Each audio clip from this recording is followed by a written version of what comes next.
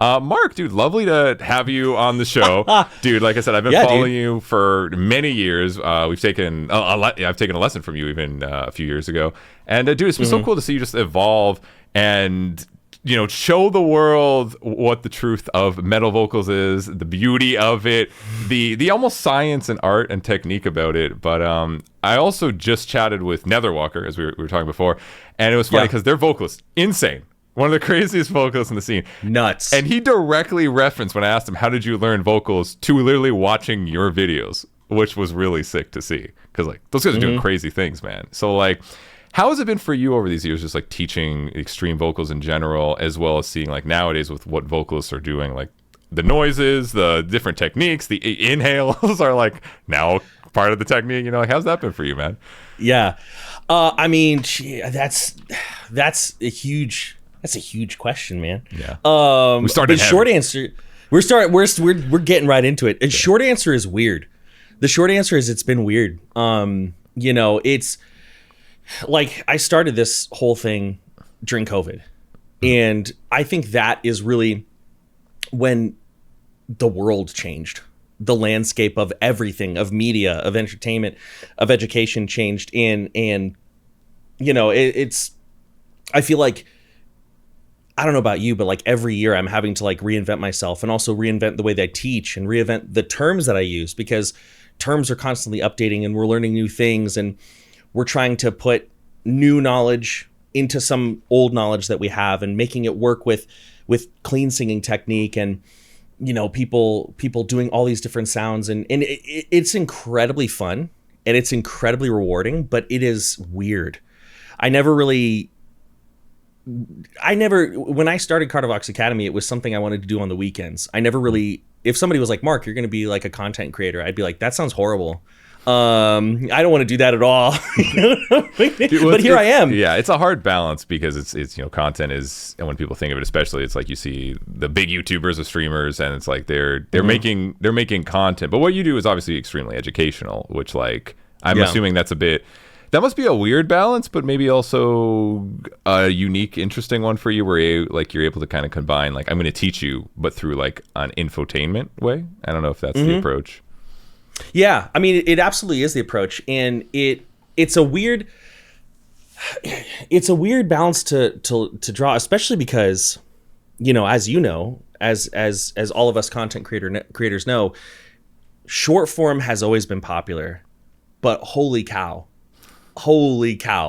it is like you have to be a short form creator now to some degree, almost, at least I find that I do. So, you know, one thing there are multiple things that I try to hit at once. First and foremost, like being educational, right? Like that's the main thing, you know.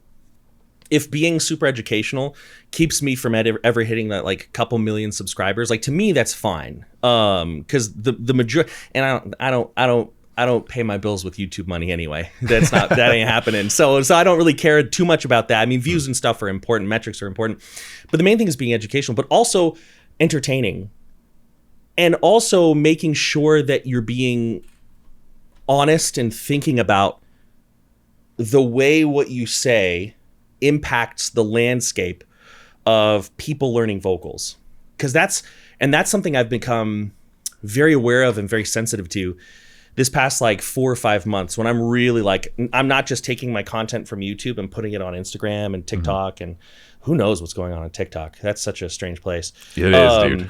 It is a weird place, but something I've become very aware of is like, you are inherently putting complex concepts into a very short amount of time, and it's very easy to word things in a way that is not super beneficial or say things that are confusing. And so I'm currently in a place where I'm sort of reinventing the way that I talk. Like legitimately, I'm sitting down and kind of scripting out what I want to say, and then finding new and concise ways to say it while also not accidentally getting too far off. It feels like a very satisfying but challenging minefield, to be honest with you. Finding the balance between being fun, being entertaining, but also being helpful, and thinking about how what I say impacts people who are trying to learn. You know what I mean? It's a lot. Yeah. Well, it's taking like, 10, 15, 20 years of knowledge. And then, used to be compact that into like a 20-minute YouTube video. And then it turned into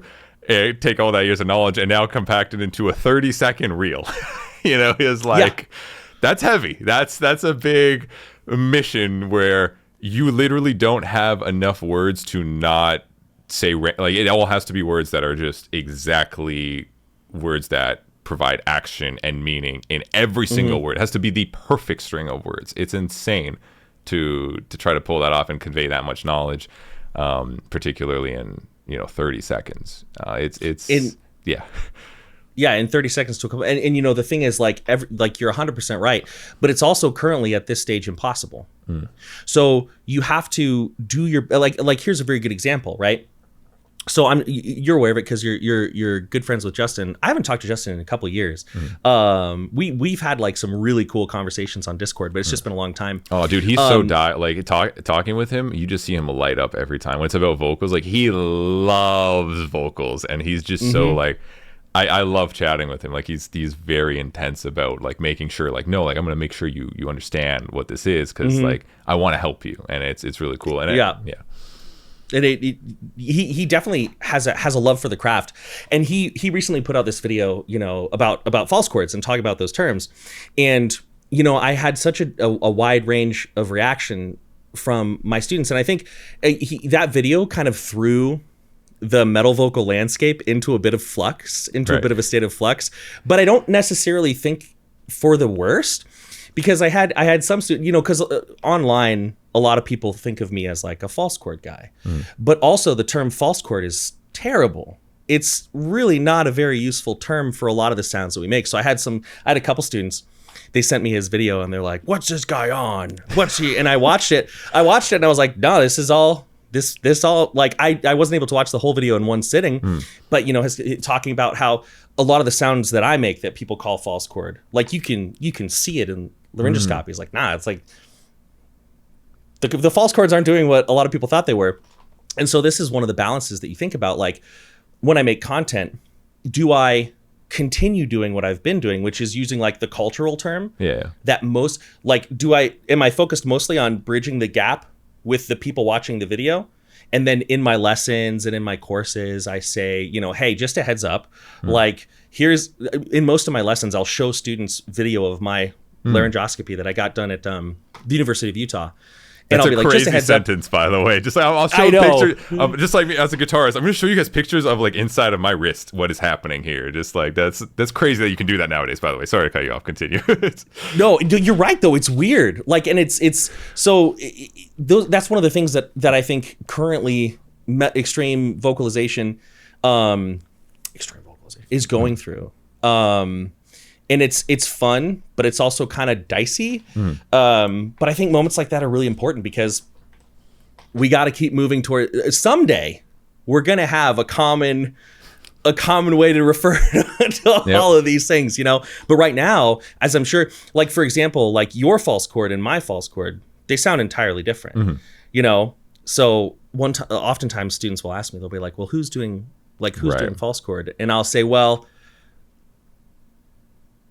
are you asking who's just isolating their false folds or who's doing something that's been known as false chord for a long time? Like, what's the question you're asking? And then usually they go like, I didn't even think that this was that crazy. And I'm like, so anyway, I'm rambling, bro, but it's a really interesting subject. Being a metal vocal educational content creator in this current time, it's difficult, but it's like an extremely rewarding challenge. You know what I mean? Well, I feel like nowadays too, and I'm trying to avoid watching as much content as I used to back in the day because there's too much and whatever. Yeah. But nowadays it feels like the content that's really exciting in the modern sphere. It's not about like who can shred the most or do the most drum fills or this and that. It's vocal stuff. It's all screaming.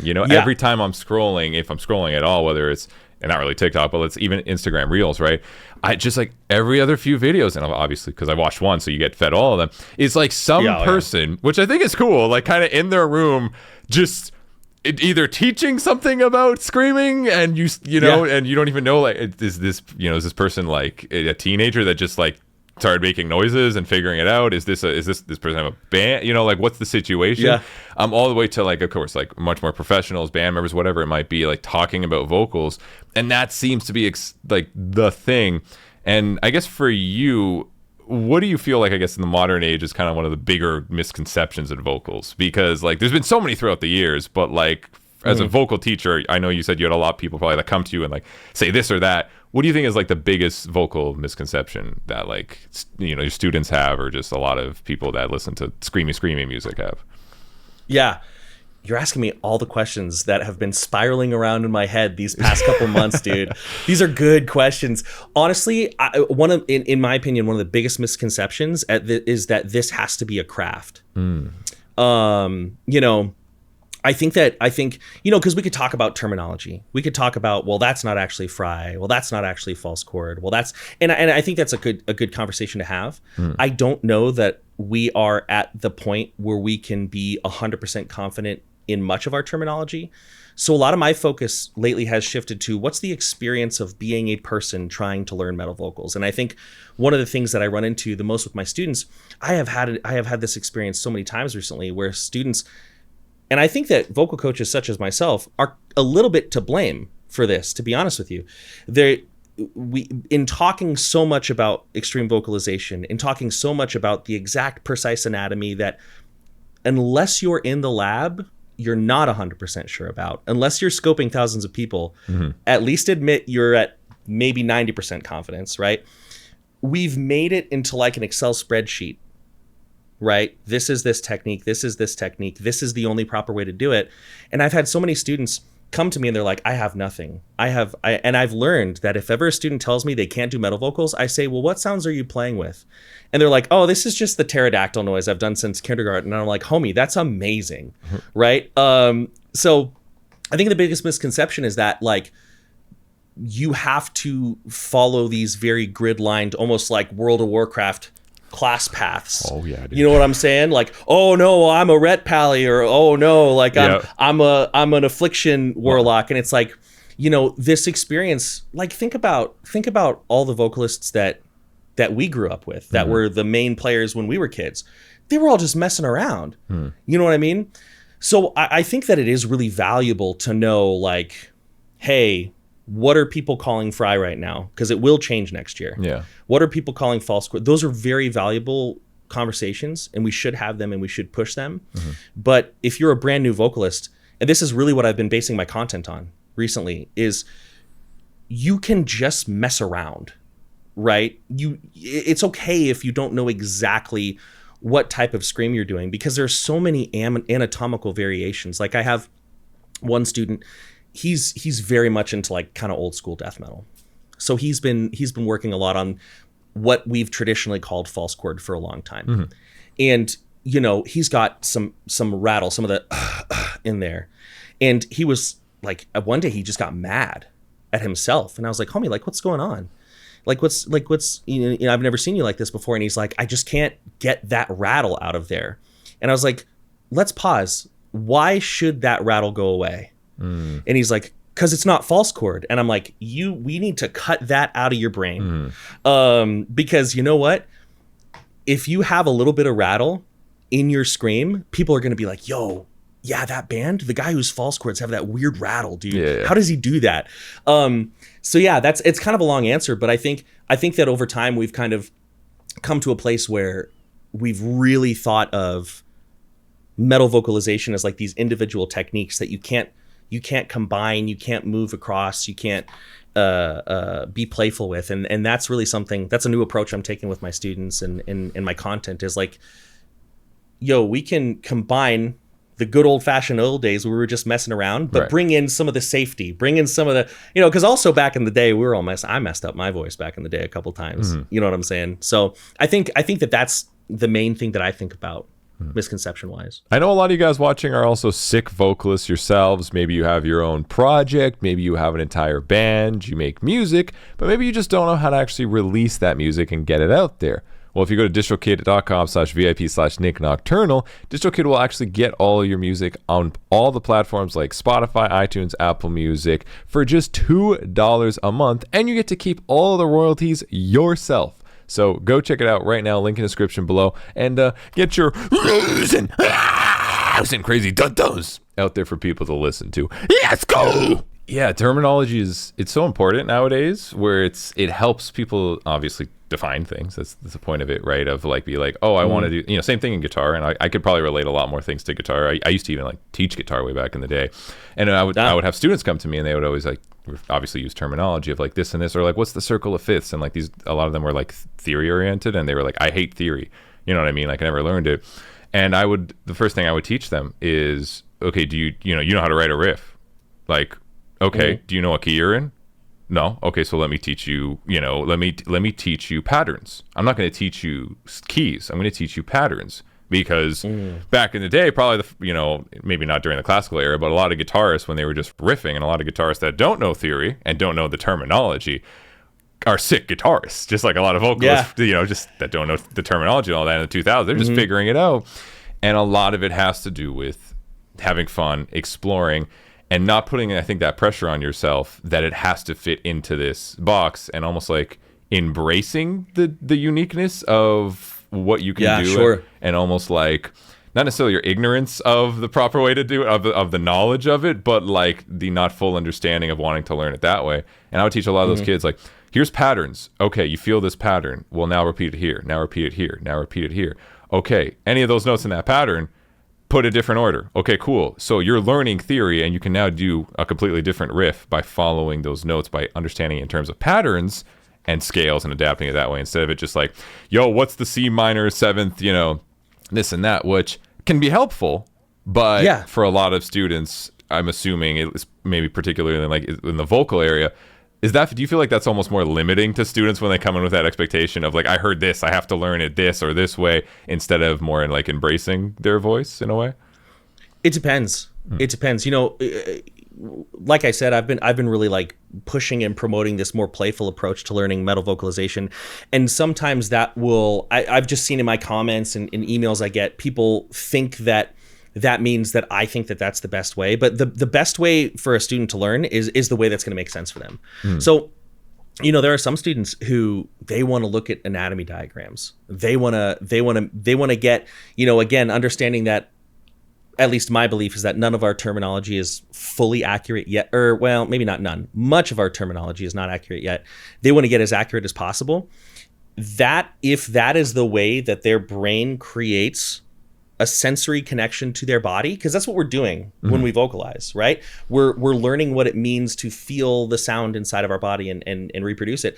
If that's the way that they learn, then for them it's not going to be limiting. But for other students, yes, absolutely it is. I have had, I have a hot take, and it's a tough one to talk about, but I think the problem is mostly with short form and not like other coaches, because I've been linking up with a lot of other metal vocal coaches recently, and like I am loving everybody I'm talking to. Like I've been talking with Taylor Pace, David from Screamistry, Cibula. I talked with the Sing and Scream guys, Tony Linka, who's got some amazing videos on fry vocalization.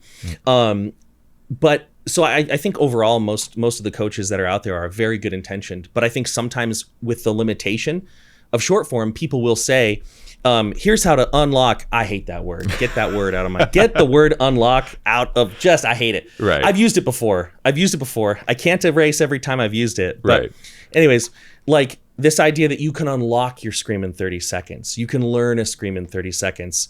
That paired with what you're talking about, all of the like deep terminology, it really, I get a lot of students who they come to me and they're like, there's all this anatomy I have to know, and there's this deep science behind all of it. And I did the tutorial, and the people in the comments had it in 30 seconds, but I didn't. And I've had students who come to me legitimately thinking that they're like broken. And I'm like, whoa. Yeah. I'm like, whoa, no, you're not. Like, you just like, you are the victim of a very visible, complex conversation, and people being a little too salesy. In the guitar world, dude, I know, dude, buy my guitar course. Here's how to sweep picking, so easy. You know what I mean? There you go, bro. You didn't learn it in 30 seconds. I picked it up, man. Thanks, dude. Dude, I know. There's always that, there's always that one person. It's a person on their alt for sure. Like it's yeah, I that person who's like, oh, this is the one thing that made it work for me, Yeah. But I think it does, and that's a lot of what I think about now. Is I'm not really doing a lot of like tutorials per se. I do some, but I'm doing, and I think it's working pretty well. I'm doing a lot of like, yo, I'm going to speak to you, the human who's trying to learn this stuff at a really weird time. Cause dude, like we had a lot less information, but I think in a way it was kind of easier for us. You know what I'm saying? Like the way I remember we'd go to like a deathcore show, like Whitechapel, before they were like selling, like when there were still tickets available, right? When and we'd be standing outside, totally not smoking cigarettes, not me, never, just making noises, dude. And I think that in some ways it's actually really hard to learn metal vocals right now because you're just getting hit, pow, pow, pow, pow, every direction with all this information. People saying you should be able to learn it quickly. Yeah, and people not being sure, and it's a whole landscape. And I guess, well, tying to this, like when it comes down to it, though, do you believe anyone can learn metal vocals, or majority of people can learn metal vocals if they put the time in and effort for it? Oh yeah, I mean that. Yes.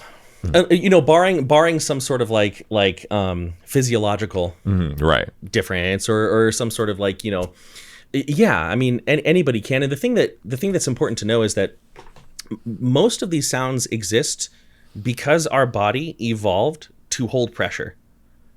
You know what I mean? All of these tissues, our false folds, our aryepiglottic folds, our epiglottis, they evolved to close so that we don't choke and die when we eat. And that if we need to pick up something heavy, we can, right?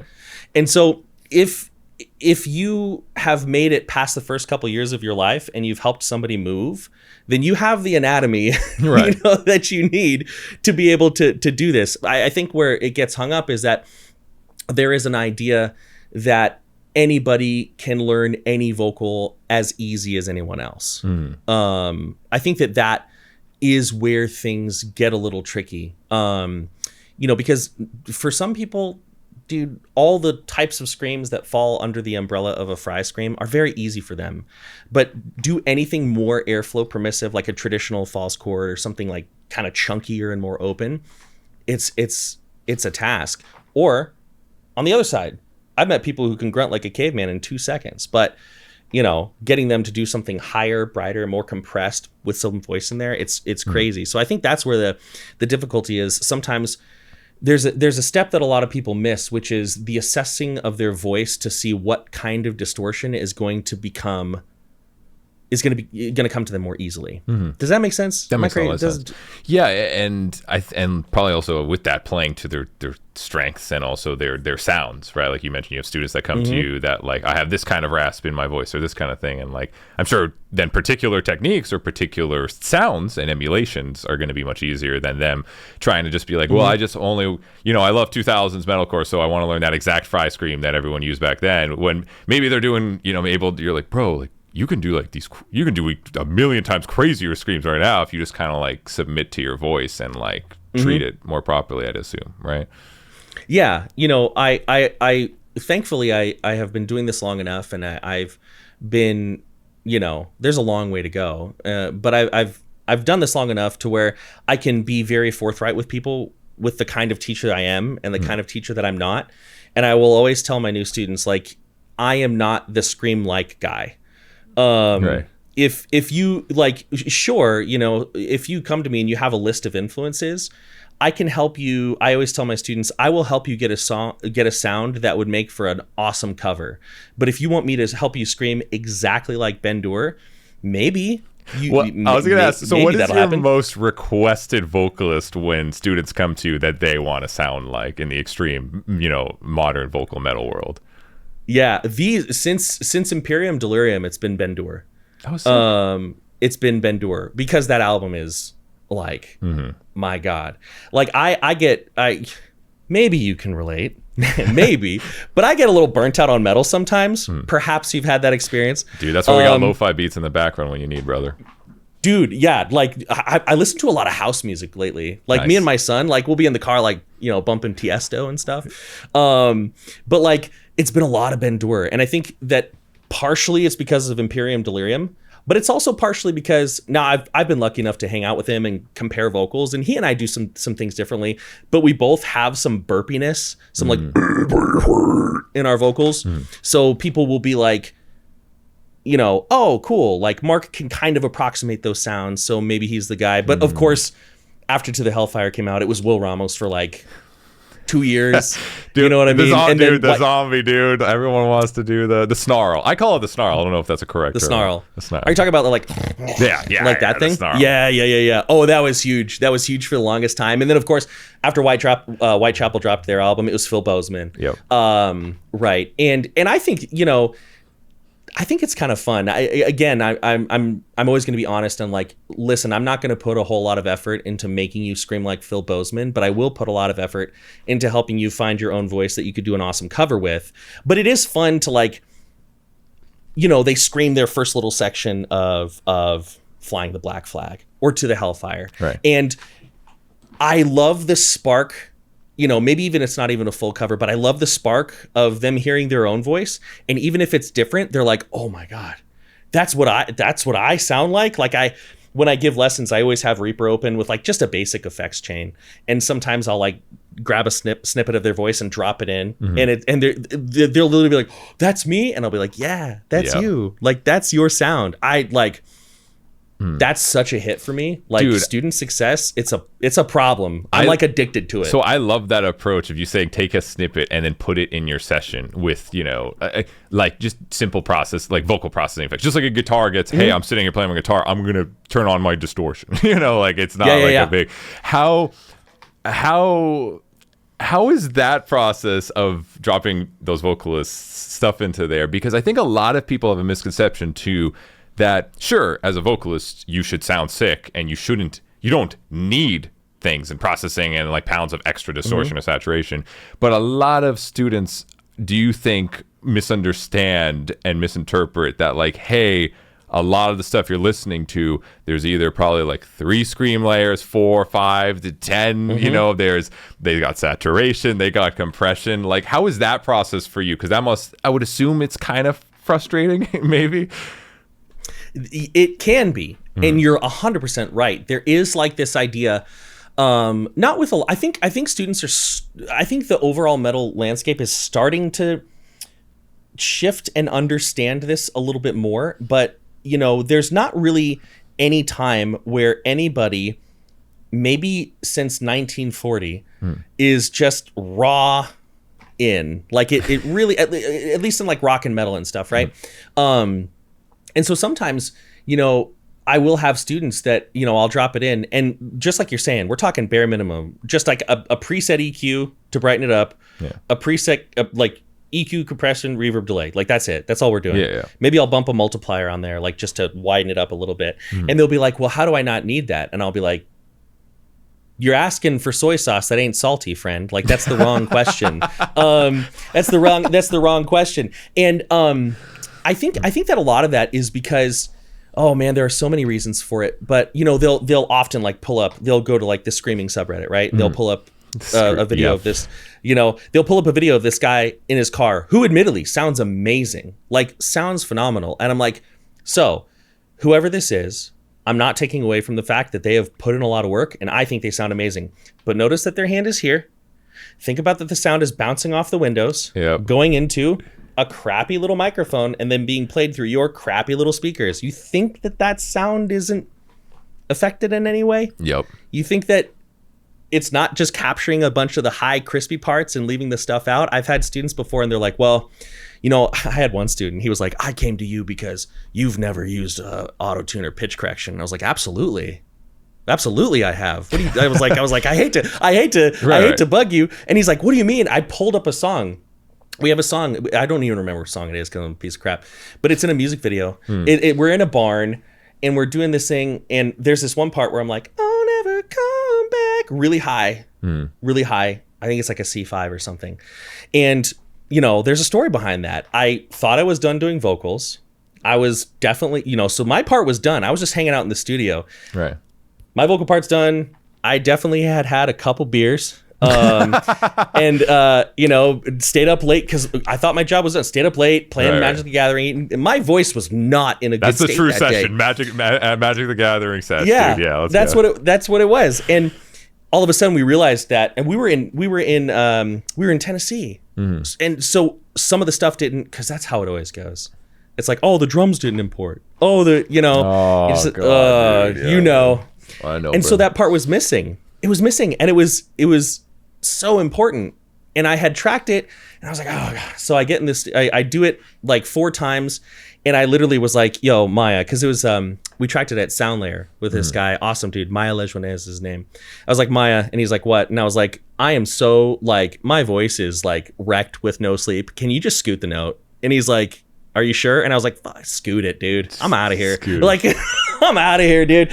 So, you know, and then you practice, and then you get to the point where you can hit it every time. Yeah. So, yeah, I think that there is this idea that sets students up for failure a little bit, that they believe like no effects are allowed. And I always tell them, and this is not an endorsement, but just do nail the mix for a couple months just to listen. Yep. Right? That's right. Just to listen. Even if you don't do any of the courses practicing, and you'll realize, like, it's okay to be a human being. You know what I'm saying?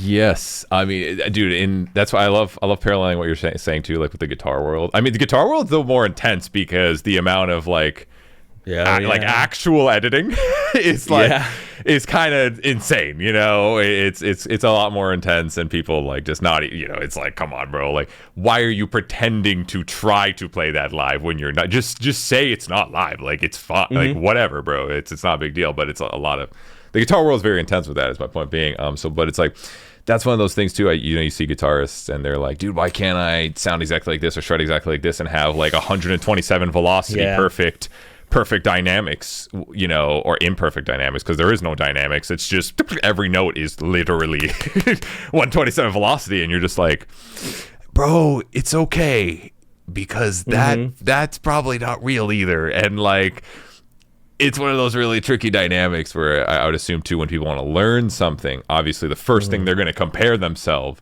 is the most extreme, probably unrealistic thing that they actually want to get to.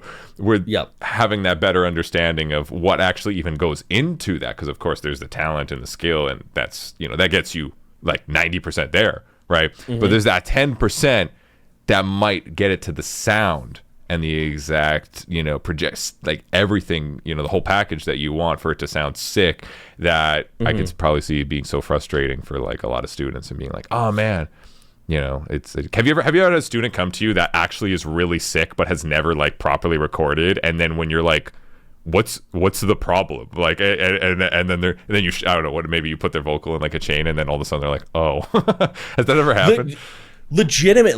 Legitimately like 2 days ago. Oh my God. Okay. Legitimately. So it's this really, brand new student, first lesson. Like he is exactly, if he watches this, what up, dude?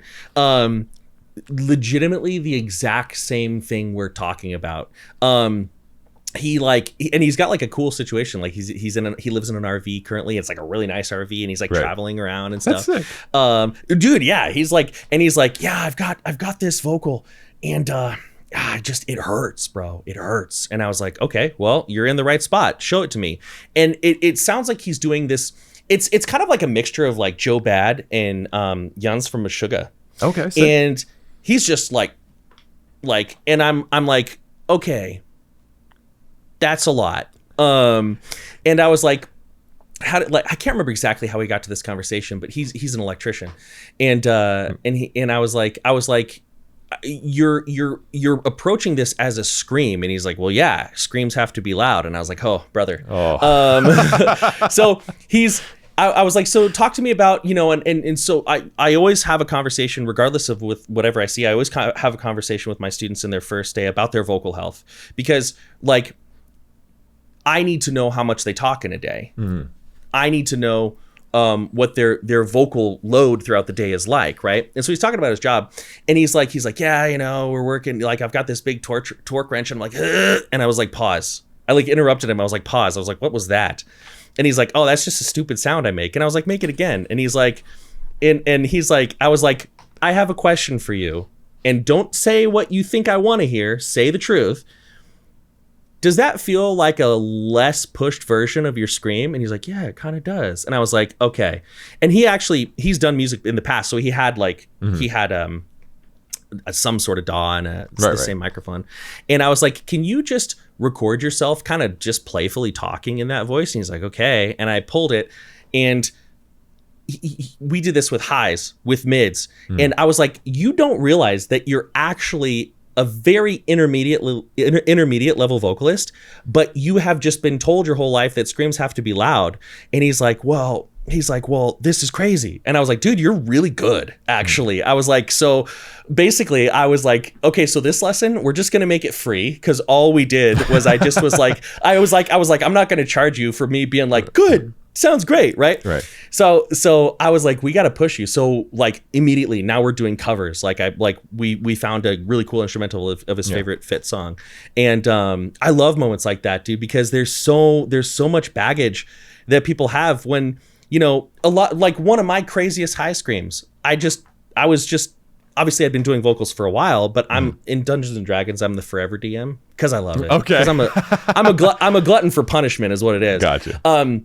But I had this character, you know, and his name was Chata, and he was a little goblin, right? And so I used to get actual like food grade crickets and grasshoppers, chapulines. And when I was being that NPC, I would eat them, and I'd be like, and like I was trying to make the chew sound extra crunchy. Yeah. So I was like, and I was like, hold on a minute, and I was like, oh crap, right? So. Yeah, to answer your question, all the time, dude. Literally the other day, and I'm so excited to work with this student too, because like we just get to do some cool stuff. We get to do some cool stuff with your right D&D away. thing. I wanted to ask you how close is modern extreme metal vocals to basically voice acting and making fun noises? It depends. I know that's such an annoying answer. But it depends, because and this, now I'm not saying you're saying this, but this is something that I find very interesting, is that oftentimes people think that different types or that all metal vocalization is like this created equal thing. And very much not so. A lot of the vocals that I do, because I've spent decades just trying to sound gross. I love that sentence, dude. I just wanted, you know, I was always interested in the most non-human sounds I could find. And even today, I listened back to my voice and I was like, we could get grosser. I got to figure out how to get grosser. But the stuff that I do, very similar to voice acting. And one analogy I use with my students all the time is like, you know, you've got your singer's brain, you know, the la la la la la la la la la, and then you've got, and that's sound effect brain. And sound effect brain is where a lot of the metal vocals that I do. And other people do live. That's a lot of like deathcore stuff. But then, you know, you get people who are doing more like pitch melodic fry stuff. Like you start to get, not to say that all metalcore is fry, but you start to get more into the like imminence and stuff. And that follows like that is a lot closer to like at least the sensation, not speaking physiologically, but the feeling in the body, the mental and the emotional experience of singing. It is actually a lot closer. So it kind of depends on genre. And then, you know, in black metal, it's just, you just kind of go for it. You just kind of go for it. You know what I mean? So it depends. It depends. But I tend to enjoy teaching and doing the stuff that feels more like voice acting, or maybe monster noises, than like clean singing. Right. You know? I know you mentioned fry screen. I've always had this conception, and I'm probably very wrong. And I'd love to ask someone that knows what they're doing about this. When people are babies, are they, and like they're like, I don't know, a baby's crying or something, right? Like, are they in some capacity naturally like fry screaming or something of the sorts? Yeah. So there have been studies on this. There's a video y'all can Google, Metal Vocalists Are Just Big Babies. And there's a guy in it, Krzysztof Izdebski. And Krzysztof Izdebski, it's been a long time since I looked at any of his stuff, but because at the time you could find it on like Google Scholar. I don't know if it's still there or if it's paywalled behind journals now. But basically, there have been studies that babies, they absolutely, Are they fry screaming? They're definitely creating a lot of what we have frequently called fry distortion, not vocal fry. Obviously, I think it's very common knowledge now that like isn't really something we use in fry screams a lot.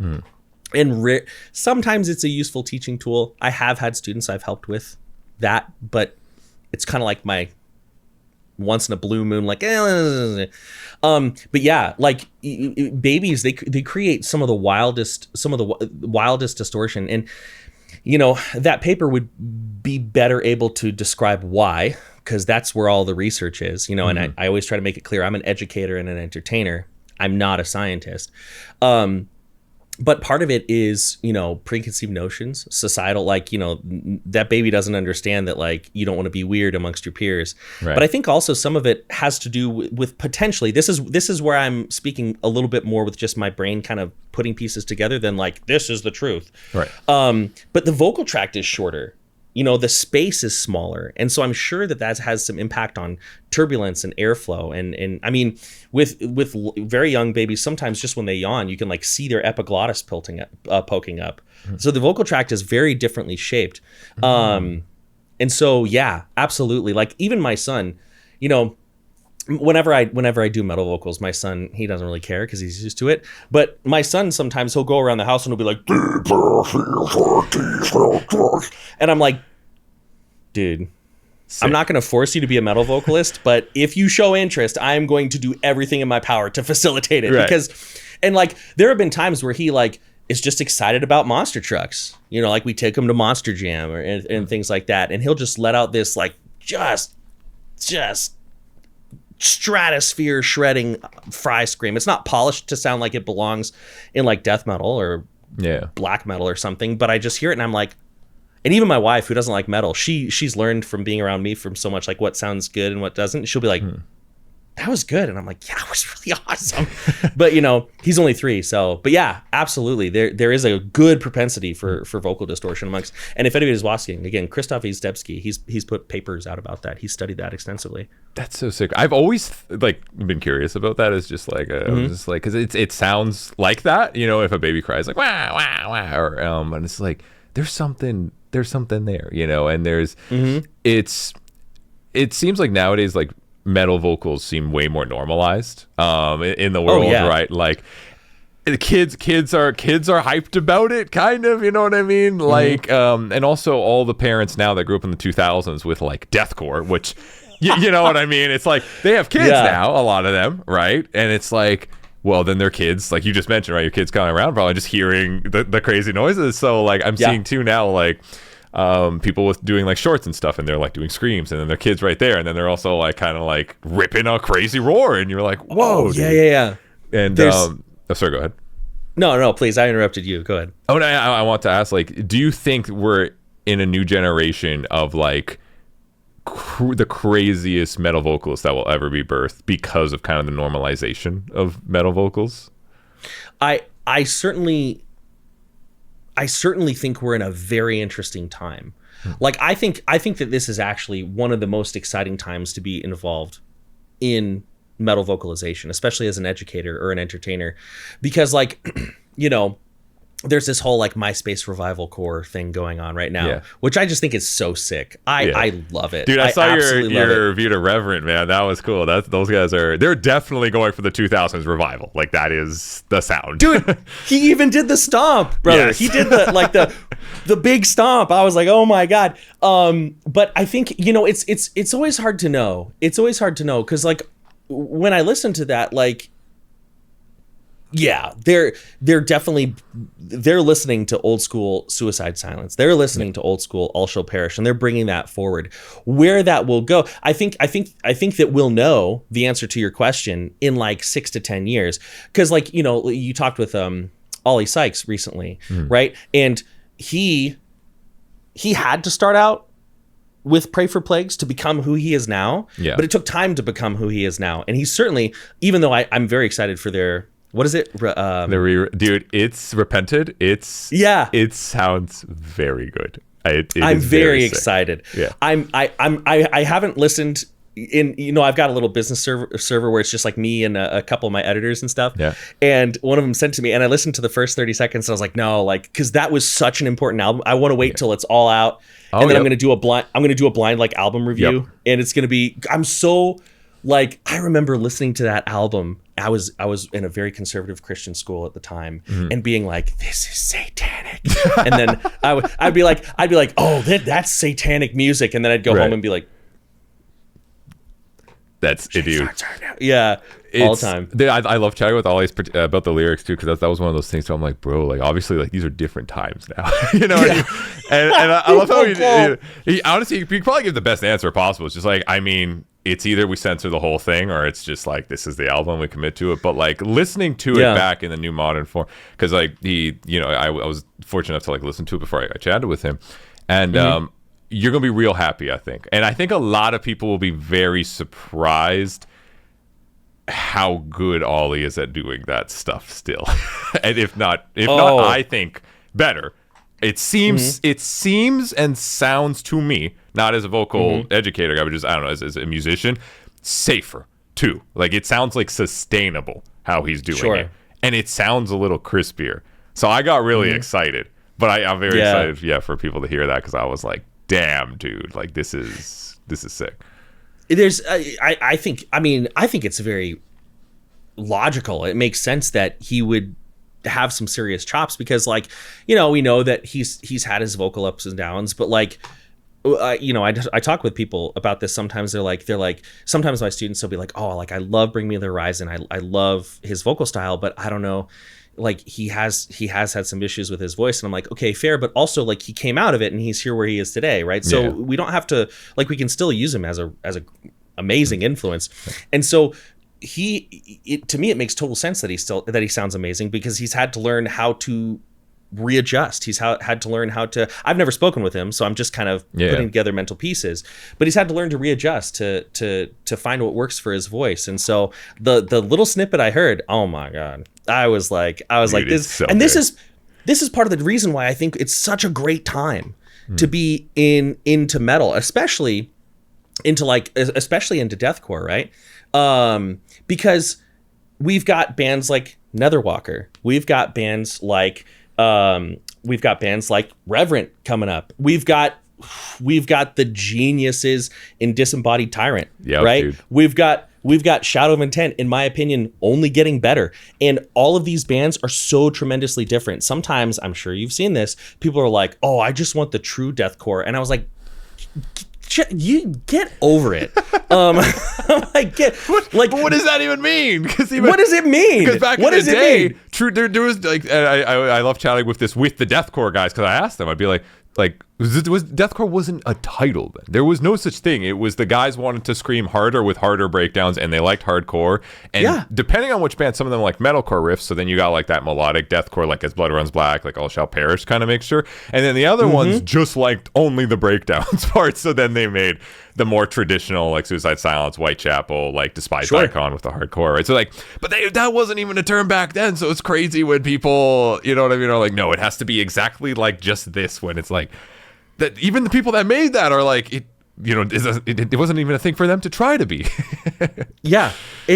And I think it's so limiting too, because like in my mind, like it's the people who are like, I want the true deathcore, I want real, which first of all, it's totally fine to have your preferences. Like that's totally, there's literally nothing wrong with that. Like, but when you're going into spaces and loudly announcing, I don't like this, it's like you go to a buffet and you're looking at the food and you're like, I want real food. And it's like, why did you walk in here, dude? like there are so many options, first of all. If you can't find something you like, that's a you problem. And second of all, why are you here? Like, dude. If you like, I cannot stand the genre of ska. I've never heard a ska song I like. But you know what I don't do? I don't go into ska spaces and be like, hey guys, just so you all know. And if I was at a ska show, you know what I'd do? I'd keep my damn mouth shut. Right. You know what I mean? It's a great time. It's a great time for metal vocals and deathcore and all this crazy stuff. I find it's like I said, it's challenging because there's a lot that I feel like I have to keep up with, but it's at the same time, like I feel like every couple weeks I'm just like, there's some cool new thing, you know? Yeah. Dude, there's new things, there's new tech, there's new noises. What do you? Okay, you as a person that probably gets asked the question, I'm assuming all the time, of people coming to you to learn them. What is your thoughts on the vocal gymnastics nowadays? I love them. Right. I love them. You know, one thing that I've always kind of been this way, but I really try to project this. I don't really put much thought into what people should or should not do. I don't care. You know, one thing I say kind of jokingly, it's meant to be tongue in cheek, and it's something you put at the beginning of a video for a little hook. But the like, I don't care about the craft. And obviously I do. I care about people being safe and finding their voice. But like, if a student comes to me, like, it happens all the time where students are making music that's not to my preference. Right. But who cares, you know? And I think, you know, the vocal gymnastics, even if maybe sometimes it gets a little tiresome to listen to if it's a lot, like, okay, but I'm not in that band. They're not writing the music for me. Right. How strange of me to center myself on their creative process. And it is also just cool. Like, you know, I did a full Nether Walker review, and there were some moments, I did a full review. There were some moments where I was like, this song, it ain't for me. But that doesn't mean I don't find it technically very impressive. Like, there are some songs on that album I probably won't listen to again, but at the same time, I can be like, it's amazing though. Like what these guys are, but there are also some songs on that album where I'm just like, you know, like, they're just hard songs. And then the technically proficient thing, I always mirror it to guitar. It's like back in the day when I want to learn how to sweep pick. That was always, if you've ever taught guitar, that is the number one thing. How do you sweep pick, right? And I'm assuming, like, I feel like there's a lot of parallels of that era to the modern day, probably, of vocals, of like, hey, I heard the dude do the snarl. How do you do the snarl? How do you do the clicker noise, right? How do you do this and that? How do you tunnel throat? I've heard that term. How do you do that, right? Of like, hey, how do you sweep pick? Hey, how do you hybrid pick? Hey, how do you do the Gojira? That's probably the most like the harmonic scrape, right? And that being one of those things of like, there's so many bands that do those things so amazingly, and it always depends on the context. And there's always going to be people that also just do it, and you're like, that's good, dude, but like, is the song good? You know, like, is like, because in the end, I think majority of people just want a good song. And there's some songs where, just like, I'm assuming probably guitar, vocally, they do one of those things, and it's like, yep, you aced it. That was you did it. That called for it. It was meant for it. It enhanced the song. And I'm sure, just like, you know, hey, if there's a song where the dude's just sweep picking the whole fucking time and there's no actual song, like, I'm gonna sit there and be like, stop. What are you doing? Like, you just, I get it. I understand you. You don't need to still do it. Like, it's okay. Like, you can take a second, bro. Like, I know you can sweep, bro. Like, really fast, really clean.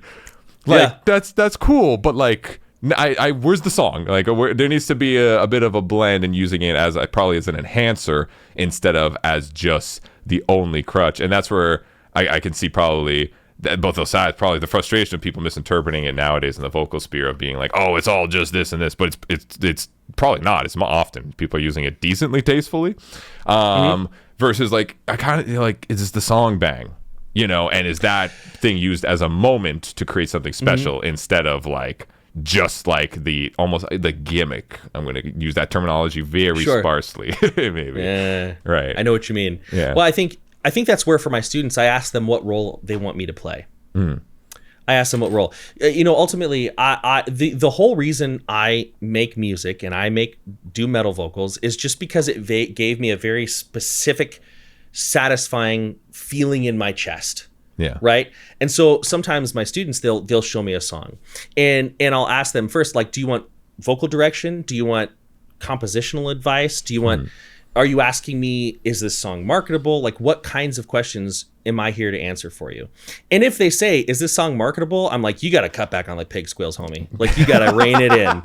I don't know, Mark, in 5 years after the remake of all these bands, the 2000s Deathcore, you know, dude, it might be the most marketable thing, man. Who knows now? That's possible. Yeah, I mean, you're right. But or other times they'll be like, no, I just want to know, like, what you think of the vocals. And in those times I'll be like, let me ask you, when you listen back to this song, do you have a feeling of deep satisfaction within you? And if they say yes, I'm like, then it's good. You're probably going to grow past it. You're probably going to evolve. But if you have that feeling and you're telling me that you're not trying to get a bunch of spins on Spotify, which I hate to give you the bad news, but you know, then that's great. Because I think ultimately, you know, a lot of times, and this is not just the metal vocal world, this is the medical vocal world. I'll have students and they'll be like, yeah, I just, you know, vocals shouldn't be double tracked. I'm like, unless you want to, unless it sounds cool. Yeah. Unless it, or, you know, oh, I shouldn't have to split my highs and my lows across different tracks. And I'm like, but what if it's fun? Like, like what if it sounds cool? Right. And so, yeah, I think that there definitely are, and well, I'm getting a little off topic here. Yeah. But there definitely are some things, some niche sounds that where if a student asks my opinion of the song, I will say, personally, I would tone that down. But then also after this lesson, go listen to Kardashev and decide if you think my opinion for you music matters. Because you may listen to Kardashev and be like, this is ass. And then, you know, and then maybe the way that I write songs doesn't resonate with you. And you can just take my vocal advice and leave my songwriting advice. It's up to you and it's up to them. You know what I mean? Well, it's we live in an age, obviously, where it's just like everything creative, right? Like this is a creative, beautiful art form. And funny enough, I think a lot of things we're talking about too, like I would assume even like back in with the guitar techniques, right? The old school is like a lot of that stuff was found of people fucking around and having fun. Could you imagine the first person that was sweep picking? I don't even know when that was, but like it must have been like, hey dude, look, you see this chord, bro? Like what if I just what if like instead of just strumming it, I just went like, and probably everyone was just like, that's weird, dude. You know, like that's weird. Maybe that's fun. That's funny. Right? Yeah. Or someone doing the Gojira scrape, right? Like the harmonic scrape. The first time hearing that, people are probably just like, "Oh, sick." You know what I mean? Like it's all, you know. There's no like science or anything. It's just like, hey, this is the thing. And then obviously, as people like it and adapt to it, it's weird how the creativity creates a lot of stuff. Like this openness of like, oh, let's find new things and find new techniques and all this stuff creates a lot.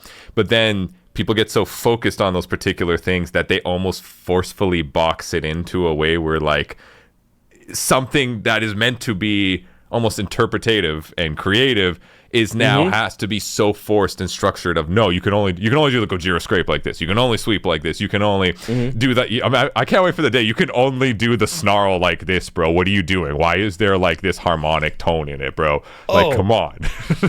we're there there, man. Like like that's one of the, and you know, kind of sort of circling back to content creation. That's part of how I'm trying to shape this new venture of mine into shorts form content. Is I'm trying to gently inject into the metal vocal world, like if those grid line barriers are useful to you, use them. Yep. They are not mandatory. They are not required.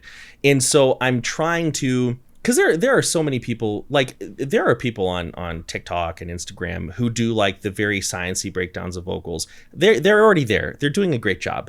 I don't need to try to outplay them at that. So informing kind of like the content I want to create, and also trying to bring in the type of student I want to teach. Exactly. You know what I mean? A very playful approach. I mean, I've got like this. It's really super simple. It's nothing fancy, but it's like this free course people take where they just learn to be playful with their voice. That's the whole thing. It's like, this ain't going to teach you false chord. It's not going to teach you fry, but it's going to help you get comfortable going so that you can eventually turn it into something. Right. You know what I mean? Because that's the kind of environment that I want to bring from the past. Right? I want to bring from the past the playfulness that we grew up with, but also, like, again, I don't know about you, but me and everybody else I knew, we were finishing shows and going like, oh, so yeah, that, again, I'm kind of long-winded with that, but yeah, just being playful. You're very relatable with your content. That's something, again, as even a student, of the craft, right? It's very helpful, no matter what, because you see stuff like that. And how you do things is you relate it to sounds and proper things instead of like, here is the exact technical terms of how everything exactly has to be, even though you have that knowledge, which is really, you can tell, right? It's something where you're able to piece it into a more relatable sense, because obviously if a person's just scrolling and watching, they're not going to know what the fuck is an epiglottis, brother. Like I you know what I mean? Like what even is this word? Like I've you know never even heard this, or so that's where I think how you do it and you make it very relatable is in the end what's going to translate the most to majority of people. Obviously everyone learns different. Some people actually learn I'm right in a very technical way, I'm sure. Like they sit there and they're like, I need to, like you said, they like to study the you know, like the sheets and like the literally like the biology of a person.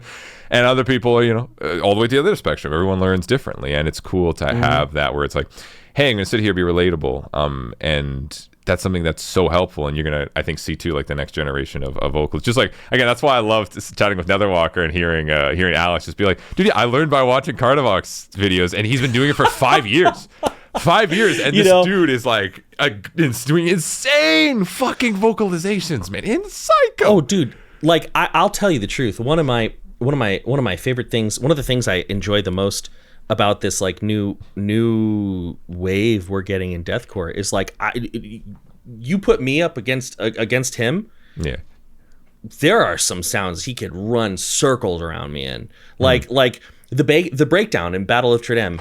I remember a lot of people were like, "This is stupid," and I was like, "No, it's awesome, actually." It's like the. And I'm just like, this is crazy. I literally like, you know, it's so creative too, and it's so creative and it's so attention. You're like, you know,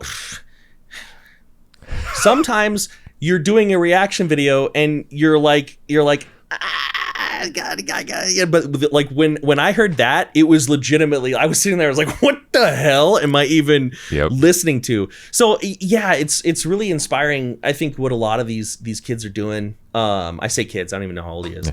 I think they're still in high school, aren't they? He's 24. Okay. Yeah, it was still pretty young. Dude, I talked to them. I was like, I'm 30. But I'm like, am I the unk now? This is insane. You're 24 and you're doing this shit. And so for that breakdown too, it was cool to deep dive with him because apparently half of those noises were the guitarist was Grayson. So they were just going, because he can scream too from also watching videos. And I'm just like, what the fuck? And one of the screams in that breakdown, he mentioned he had a mouthful of Moe's of burrito. And that's how he made the sound. So he just had food in his mouth. The other one was actually, I remember, he was like, when I was a kid, I used to do this in school. I remember that noise because I used to do it too. Oh yeah. He's like, that's one of the things. I'm like, dude, that is, you guys must have been having so much fun. And they were like, yeah. And that's what, I guess that sentiment is what I wanted to kind of focus on. Of like, that's so cool that people are able to be so creative by literally, let's fuck around, have fun. That's make music. Let's make something cool, different. And yeah, obviously, you know, I talked with them too about the backlash, and they're just like, yeah, people were just, you know, oh, there's just making whatever. I'm like, dude, these kids are having so much. Like, just relax.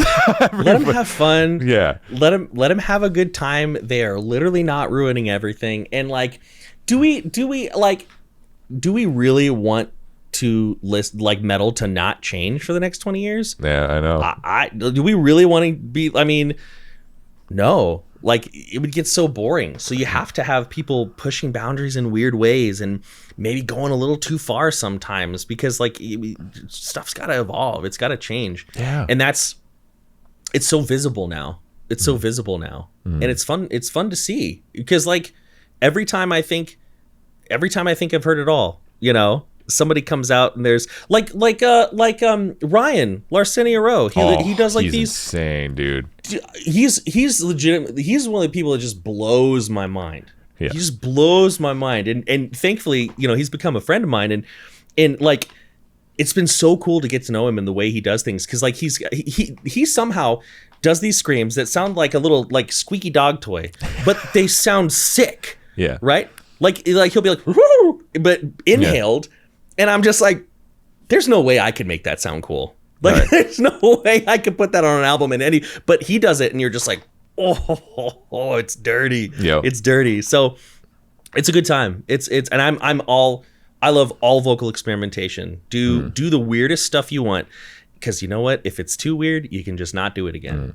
Dude, Well, I know mentioning inhales, right? So I wanted to talk to someone that has the knowledge. I've talked with Justin about this too, which is great. Because inhale, I feel like that is the dirtiest word for some reason, and always has been in the screaming world, right?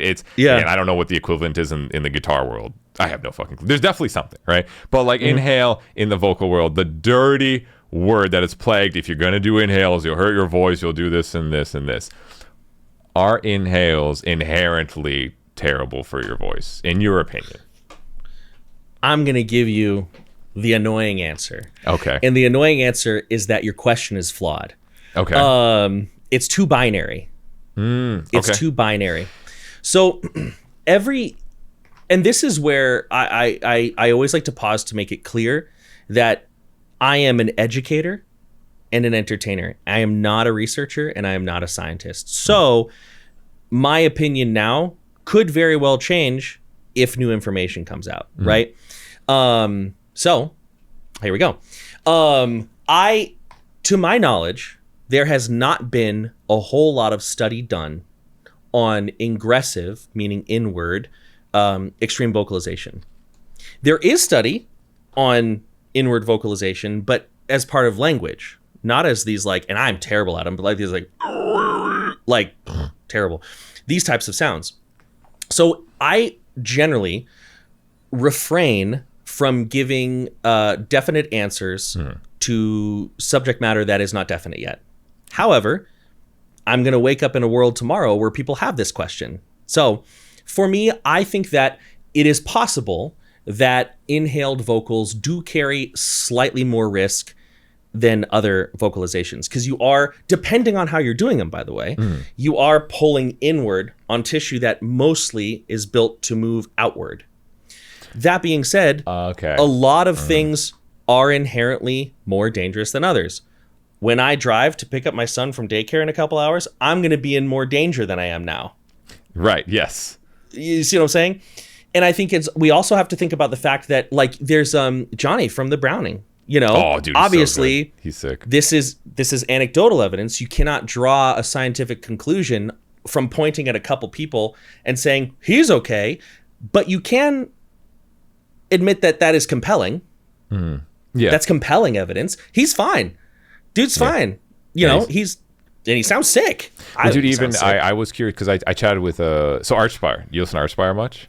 Oh, dude, and I was like, obviously, Ollie, like he's just like, you know, like he's literally rap vocaling, screaming. It is psychotic at psychotic speeds, and I'm like, there is no way this is obviously just an exhale. There is some kind of combo technique going in here. It's like, breathing it. It's as if he's breathing through screaming. It's like, I'm like, whoa, right? And talking with him about that, I'm just like, yeah, like that. It's weird because it's so trippy, but it makes sense that this perhaps potentially one day can be unlocked as an extra arsenal, right? Of vocalization, which would be so sick, right? It's just like a further down line of like, okay, I got my mids, my lows, my highs. I mean, imagine a time before that was even a thing, right? Like, I know how to yell. Right, back in, I don't know, maybe 80s, 90s or some stuff like that, right? I'm a yeller, right? Oh, now you can scream. Oh, wait, there's highs, mids, and lows, right? Like, oh, okay. Oh, there's false chord and fry scream. What is this, right? And it would be cool if one day there was like oh, wait, you could do all this, and now technically inhale is also like, you can add this to your repertoire, so it just keeps adding to like, well, if you're a screamer, yo, bro, where's your inhales, bro? Come on. You're just doing exhale. You know what I mean? Like, I feel like one day we're going to get to that of like, yo, wait, you can only do exhales, bro? You can only do like half of these? You can only do half of the screaming, bro? Like, come on, dude. Man. Yeah. Well, that's possible, especially because I think people are going to, you know, my suspicion is that they're okay when done properly. And so they may get more. I mean, I threw a cheeky inhale on our last album, Alan. Just one, and it's very like canned. I just wanted to do it to say I've done it. But you know, I think a better way to for people in general to think about inhales is to not ask the question, is it bad? Because like a lot of the screams that I do, it's a lot of epiglottis, right? You can overexert that muscle so that it does strain. You can overexert that muscle. So what's really unhealthy, and this is a bit hyperbolic, but what's really unhealthy for the body is imbalance. Yep. That's what's unhealthy for the body, right? Too much pressure, too much resistance, which is kind of like saying too much pressure. With too much water can kill you, right? So I right now where I'm at, if I have to give an answer, are inhales bad?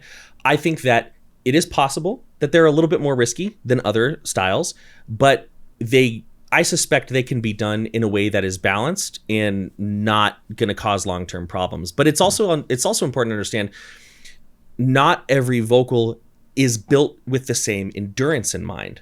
There's this idea that a lot of students have where every single metal vocal they should do should have the same amount of effort, they should be able to roll out of bed, do it for 14 hours and then go back to sleep. Right, yeah.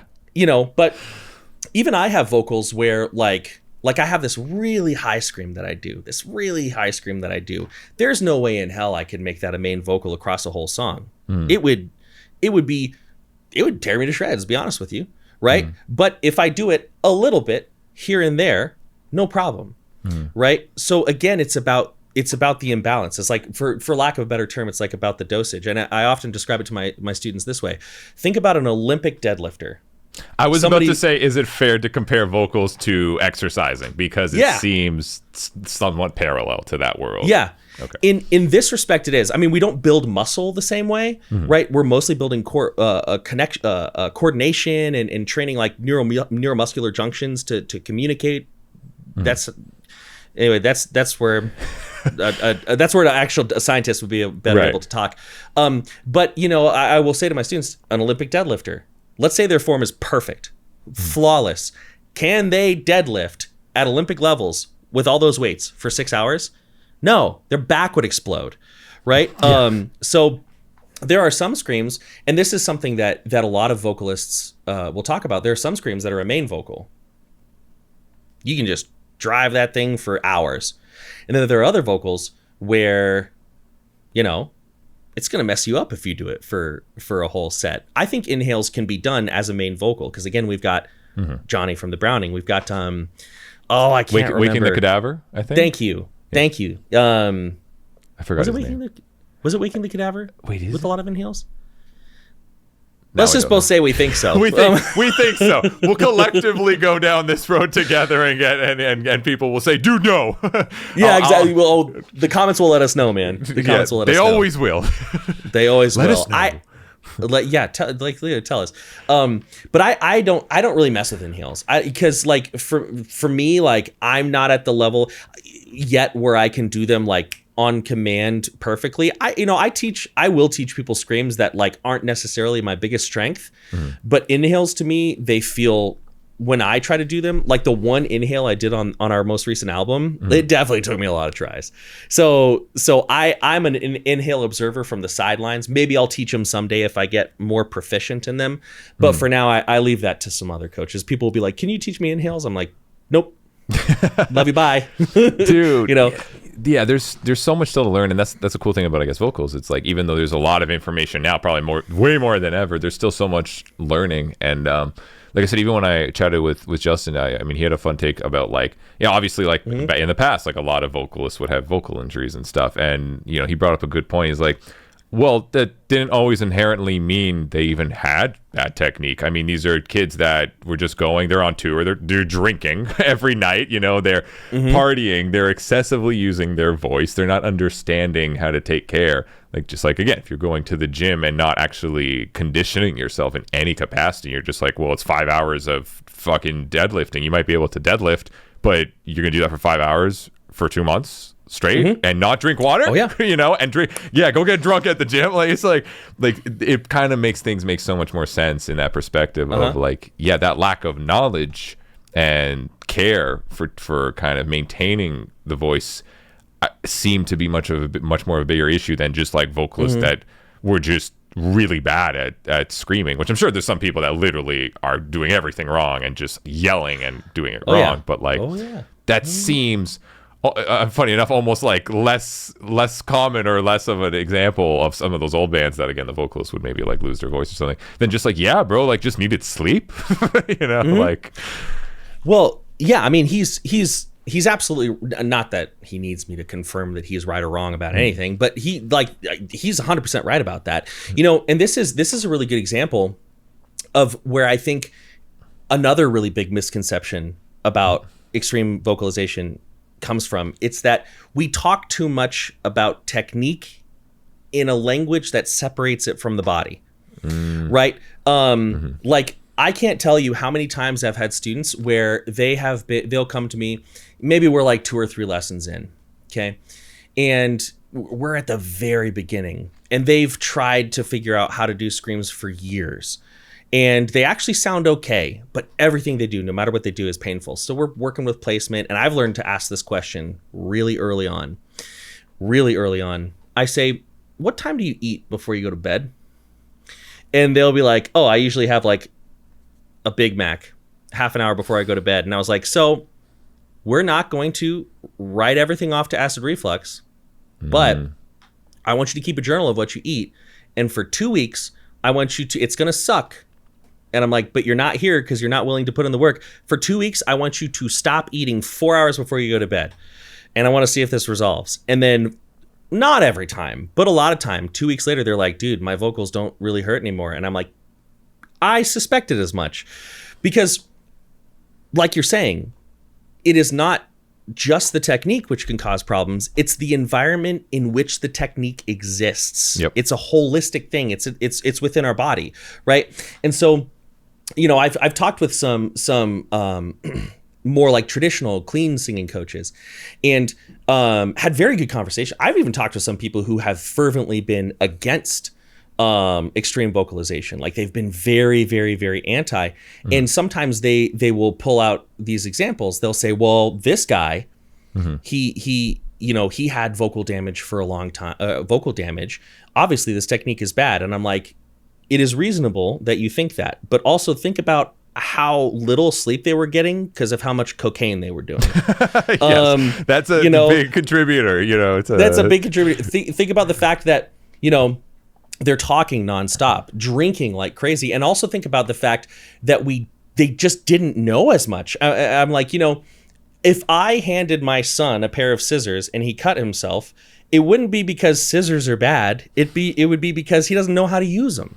Yeah. You know what I mean? And so I think that this is something that we're starting to learn, and it inherently, this is again a little less scientific but compelling to think about. It inherently makes sense because so much of the time that we are creating extreme vocalization, we are offloading the work to tissues that are built to take work. Right? False folds, aryepiglottic folds. These tissues, they're covered, or these structures are covered in a tissue.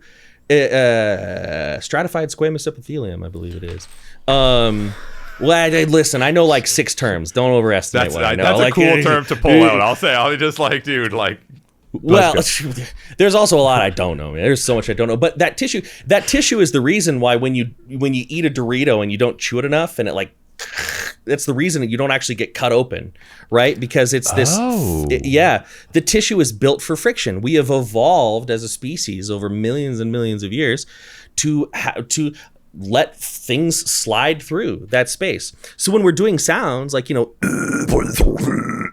that's the distortion, or I should say the primary structures in that distortion are coming from tissues that have evolved over millions of years to take workload.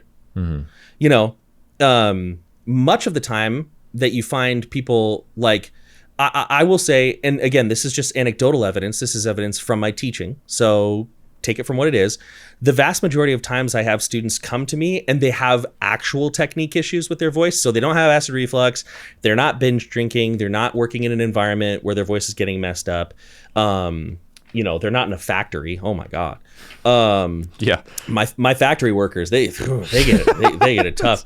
Dude, especially around Christmas, Santa Claus, bro, them elves be working hard, dude. Oh, dude, I get the elves all the time, man. I Santa, he's a workhorse. But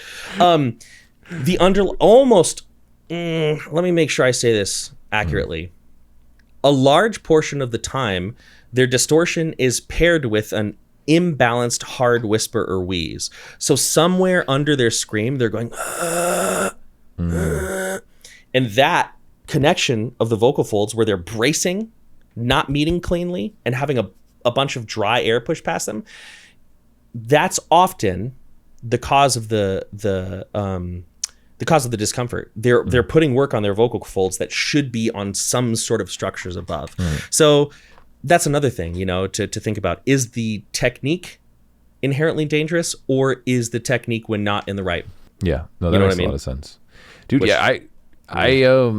I think that's something that's very important nowadays with like just people to just go for it and figure shit out and not be too scared to fail. Everyone's going to fail. Everyone's going to sound weird. And in no world has anywhere, maybe the 0.0001% of people ever sang the first note perfectly in tune, or did their first scream perfectly, or did play the guitar like it just doesn't happen. Everyone's going to suck until they don't. You suck until you don't. That's basically life. And like that's something where, again, I think people being more open to like get better and just try and not being like ashamed, because like it's part of the process of just fucking learning, right? Like that's exciting is hey, I suck, but then you don't, and then when you don't, it's really rewarding, because then you don't suck and you feel good and you get to do the thing you want to do, right?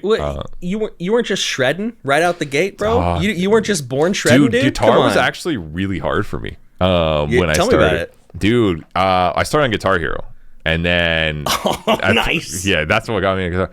Guitar was really hard for me because I didn't understand chords in theory, and obviously, when you start learning, you get taught in a very old-fashioned way of like you have to learn like this, like learn your specific chords, learn your circle of fifths, right? Learn this and this, and not that that's necessarily bad knowledge. It's just knowledge which everyone learns differently, and if you're not encapsulated by that type of learning, that very like old school conceptual type of learning, instead of yo bro, I'm here and I want to learn how to like play riffs, you know what I mean?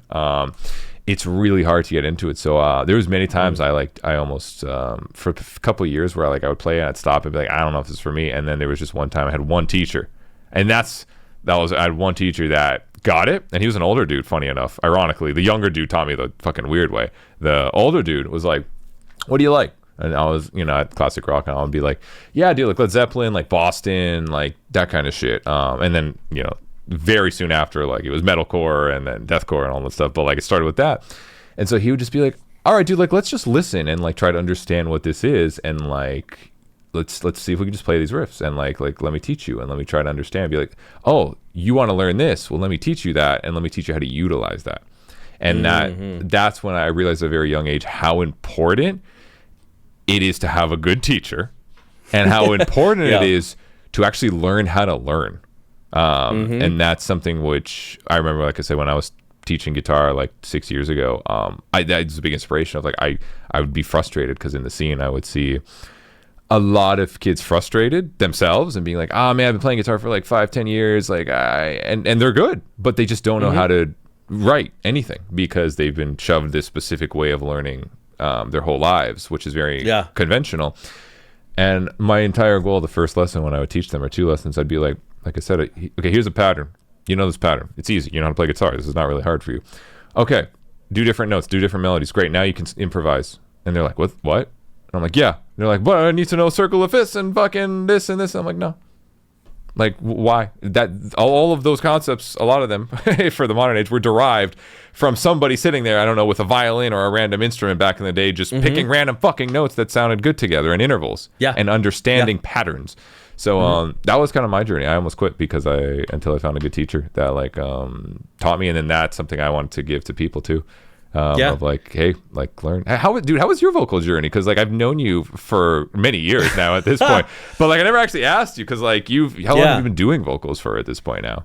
Oh gosh, a long time. Although I do want to say first, before I answer that question, I remember when I first started doing Kardavox Academy. This is just some. I mean, you don't need me to tell you how these things work. But when I first started doing Kardavox Academy, you were still doing guitar lessons, and there were many times where students would tell me, they were like, oh yeah, like I'm gonna be making music, so I'm taking vocal lessons with you, and I'm taking guitar lessons with Nik Nocturnal. That's and sick. I only ever heard awesome things. Like I never heard like, and it was somewhat frequent. I don't know how many students you were taking on at a time, but it was frequent enough to where like it was a lot. Yeah, it was frequent enough to where it wasn't a surprise. And everybody, the approach that you were taking, now there's obviously the natural filter that people sign up for lessons with people who they feel like they're going to align with. Yes, right? Exactly. So you were, of course, getting filtered, but that's just being a good content creator, showing people a little preview of what to expect. But everybody was always like, these lessons are super cool. I had one student, literally, this is honest truth. This was early on. He was like, dude, just before this lesson with you, I had a lesson with Nik Nocturnal. He blew my mind. And I was like, okay. No, I'm serious. This is the honest truth. And he told me, he was like, yeah, like, he was just telling me like everything's just like pattern. I can't say it the way he did, but like everything's patterns and shapes, and you can just play around with shapes, and like it's gonna take me a while, but like I'm so excited. And I was like, well, listen, I don't know anything about guitar, but that sounds cool, you know. So that's just to let you know, homie, dude, you made a difference in people's lives, dude. That's so special, man. I'm sure you get that feeling too when you teach. It's like. Probably when you're in it, you don't maybe, you know, we're not like as conscious. We're like, we're teaching, right? Like when we're doing the thing. But then after, it's like, oh yeah, like you could have literally taught the next, Dickie Allen, whoever, you know, to be the next, do their thing and be the craziest vocalist in the world. And you don't know, right? You don't know until it happens. Right now, I can't say anything because it would mess up. I've got a couple students who are like right on the precipice of some very good opportunities. That's sick. And some very cool opportunities. And I have to really resist turning into like the dad mode and reaching out to these people that they're talking with and be like, you got to pick my kid. He's the, you know, like, he's the best. He's the biggest. Yeah. He's going to take it down. yeah. I gotta pull my hands back and let them do their own thing. But that's kind of the benefit of, you know, I've been giving lessons for 7 years now. So a lot of the people that I started with, well, maybe not a lot, but some of the people I've started with, they've really stuck with it.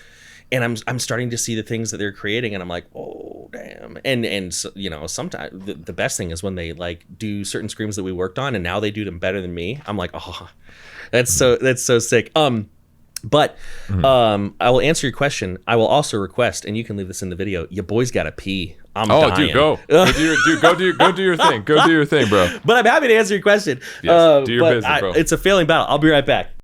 We made it back, bro. Yeah, sorry about that, dude. How did you start? How long have you been doing vocals? How did you even start? So my honest answer is I don't really remember, and that's because I'd been playing around with them for such a long time. If we're going by like when I first started just messing around with my voice, I was like 14. You know, so over 20 years. But I wasn't really taking it seriously. I had I don't even know what kind of microphone I had. I had a little microphone. I had a Line 6 Spider amp. That's the way to go, dude. That's the way to go, dude. You know, because my dad, he was a guitar player, and he was so good too. So he was so excited. I worked for a whole summer, and I bought my first guitar, which I actually have over there. Even though I don't play, it's the first thing I ever bought with my own money. It's going with me forever. But it's over there. But I had Helig Usvart by Horde, which is like this, from what I understand, this like Christian black metal band. And so I was like, I would turn the gain. I think it was called Insane. The knob was insane. Yeah, and dude. So I would be like, master, in my room, and eventually my mom would open the door and she'd be like, you gotta stop, like, you gotta quit it. But for me, I don't really count that time because it was just something. I wasn't like, I'm gonna be a vocalist. I was just like, I'm bored, I'm gonna kill 10 minutes in my room. So for me, I kind of consider my starting point, which is like I was taking it seriously more so when I was like probably 17 or 18. There were some guys, this is when Count Your Blessings were really big, I believe. And so, you know, we were at our little Christian high school, and like these guys wanted to start a band, and like I kind of wanted to be their vocalist for a little while. So I started taking it more seriously.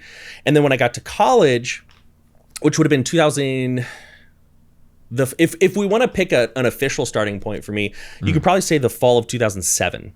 Okay. Because that's when I switched from a small Christian college, Pacific Union College, and I went to Northern Arizona University. And I met up with Nico, my homeboy Nico, what up? And he was like, he had been in band since high school, you know? And so he had a little setup in his dorm. And so I would get out, I'd finish class, I'd grab my Magic the Gathering cards. I would go upstairs to his dorm room and we would just do some dumb shit. And I was actually thinking like, okay, how do I make cool sounds? You know, it wasn't just like, oh, this is so silly. It was like, no, like, we're going to put on a click track and I'm going to try to be on time. So probably like 2007. Okay. 2007 would be my starting point. Almost 20 years. Damn, dude. Almost 20 years. Yeah. And there's still some sounds I suck at. You know, like there's still some things I don't do very well. But ever since then, you know, it was actually really kind of interesting too, because like one thing that I really try to tell my students is like, I relate to the experience of really struggling. It was about 3 years until I could be confident about what sound was going to come out of my head. Sometimes people will go back and they'll listen to Kardashev's first release, and they'll be like, well, this sounds okay. And I'll be like, yeah, but for that high scream, it took me like 50 takes. Jeez. You know, and I remember I wasn't, so Kardashev formed. It was Nico and this guy named Chris, amazing painter. That's what he does for a living now. He sells his paintings all around the world. That's it. Well, your artwork does he do your artwork? Because your artwork is super sick. He did for a while. Yeah, we've changed bases since we've had some lineup changes, but he did for a while. Yeah. But I had to try out. And legitimately, Chris, after I tried out, he went to Nico and he was like, yo, this ain't the guy. Like, oh shit, this ain't the dude. guy. And the thing is though, he was right. If I think about my ability level at that time, you know, sometimes I say that and people are like, oh, he was a jerk. And I was like, no. He was a member of a band who wanted to make the best decision. And he was right. And so Nico came up to me and he's like, homie, I got to level with you. I bought you 30 days. He's like, of Wild Time? Wow, yeah, you got me a gift right. No, he's like, I told them, because it was like a side project. They were in a band called Composer Meet Corpse, here locally, and so they weren't in a rush. And he's like, I convinced them to give you 30 days because I really want you, like, you're my buddy from college, like I want to be in a band with you, but you got to step it up, brother. And I was like, okay, all right. So I had 30 days, and so what he and I would do is we would sit in the car, we'd get in my mom's Prius, and we'd just spiral there's a freeway here called the 202. We'd hit the loop 202, and legitimately, you know, I had done speech therapy, which, you know, some undergrad classes do not make you an expert. I just had a rough idea of what might be going on in there, and we would sit in the Prius, and I loved Abigail Williams, I loved Aegean, I loved Fallujah, right? The Contortionist. The Contortionist. And so I would put on these albums, and my goal was never to do the same scream. It was just to scream in a way that while I was screaming, it fit the song. And Nico would sit there, you know, and I'd be driving, because it was my mom's car, and I was freaked out. I was like, if anybody's going to mess up this car, it's going to be me, like, not you. Right. And I'd be screaming, and he'd be like, that's ass. That's pretty good. Never make that sound again. And we just went in circles, and we did that for a long time. And then finally, you know, I got my spot. And from there, I was just hooked, man. I was hooked. I remember I was totally that band member who, like, I'd come over and, like, people would be like, bro, like, I need a break from songwriting. And I was like, you pick up that guitar right fucking now. You know, dude, so 30 days. I'm sure the 30 days obviously paid off then, of just grinding to. It's all I did. It's all I did, dude. It's like, it was obsessive. Obsessive. I was working I had just come back. I just came back from college, and I think I don't remember what I was working at that time. I think I was working at Arizona Mills Mall at a store called Black Market Minerals, and literally I would go to work and do vocals, and that was it. That was my life. That's so sick. I did nothing else. If I wasn't in the car with Nico, I was in the car by myself. And it would like, legitimately, it was obsessive. Like, I was still staying with my mom because I didn't have any money. My parents, I didn't have any money. And, like, literally, they'd be like, okay, you have to shut up. Like, we are losing our minds. And that's how it was. And then, you know, I went back, I jammed with them again, and they were like, and even then it wasn't like, oh, wow, this transformation, this guy came back. It was like, all right, Okay. When you tell the story, you got to be like a Disney princess. You know, you got to be like, oh my God, it's 30 days. It was all changed. It was flowers. There was a carriage that came with you. Like, just no. No, it's just that's not. That's just. I could tell that story, but that would not be true. And then like literally like I had the luxury of living at home, having a part-time job, and have a lot of free time, and so I would just drive around and practice. And I think one thing, I don't want to. There are so many struggles I had and so many hurdles I had, and I really never want to toot my own horn because there's so many things that I still need to learn. And, I'm a great vocal coach for some people and not a great vocal coach for other people. But one thing I am very proud of, and I think that really helped me, is that I never gave a shit about sounding like anybody. If somebody was like, whoa, that sounded like this guy, I was like, cool. And I certainly had my inspirations, but I really never did and this isn't a bad way to learn, right? But for me, I never did and that's why I'm not the scream like guy, because I don't know what that experience is to put a song on repeat and meticulously match what they're doing. And this really came to a headway. We were playing shows, and we were playing a lot more back then. You know how it is. You're playing almost too much. People, you're like, hey man, you want to buy tickets? And they're like, lose my number. Like again, bro. Yeah, just seriously. Yeah. And we were on stage, and I had this moment where like I was performing and I was screaming, and I it's almost like I lost like consciousness. I just like entered like this flow state. And ever since then, like everything, my whole goal with metal vocalization has never been perfect my fry, get a deeper guttural. It's like, how do I get that feeling back? How do I get that feeling of when consciousness faded away? Like I'm not a very like spiritual guy, but like I can see why people back in the day were like, oh, this music. I mean, we all know that amazing faceless drumming video where he's like, I can't remember which drummer it was. You know what I'm talking about? The faceless? There's this drum cam video of he's playing the drums and he like loses conscious. It's almost like he's in like this crazy flow state. I'll show it to you sometime. Okay. But it was that. Right? It was like, so for me, metal vocalization has always been a vessel to reach flow state. And whatever, if my high has to be higher for that, so mote it be. But it's because I'm reaching for that feeling. You know what I'm saying? And that's been what's driven me the whole time. I just want to lose my mind a little bit. I just want that high, that organic high, That's it. That's a crazy story. And even joining Kardashev, I had no idea that's how you actually ended up joining. How old is the band in itself now? I think we consider our 2010-ish. Okay. 2010. Oh God, that's 2010, and then I'm like, wait, that's 16 years. Damn, dude, that's such a crazy. And that was my first band. That was my first. Other than like messing around with those guys in high school. There wasn't even a band name. That we would just get in the band room until the director was like, get the hell out of here. Right. But yeah, I got so lucky. With those guys because like they're amazing musicians, and I just met up with guys that I gel with. And so Kardashev was my first entry into making music, and it just happened to be music that I really enjoyed and that I wanted to stick with. And yeah. I remember when you guys debuted with Metal Blade. I think you have two albums now under Metal Blade, right? Is that correct? Two albums now. Yeah. Right. I remember when you did that, and that was also when you were already doing like the YouTube content stuff. And I remember because I would watch your YouTube videos too, just as I do now, and I'd just be like, oh, like Mark has a band. Like I had no idea, and I remember checking that out and be like, oh shit, this is really technical. Like this is like and like again like all those bands you mentioned, like Contortionist, like I listen to a lot of Rivers of Nile, like kind of like, I don't know, progressive like melodic death metal. There's metal. It's fucking metal. But like that kind of area of some of those bands. And dude, I'm always just like out of the musicianship and what bands can kind of come up with in that space. I'm always just like, holy shit, like this is fucking cool. Like it's super sick. And you guys are very vibey too. It's very atmospheric. And I really enjoy that.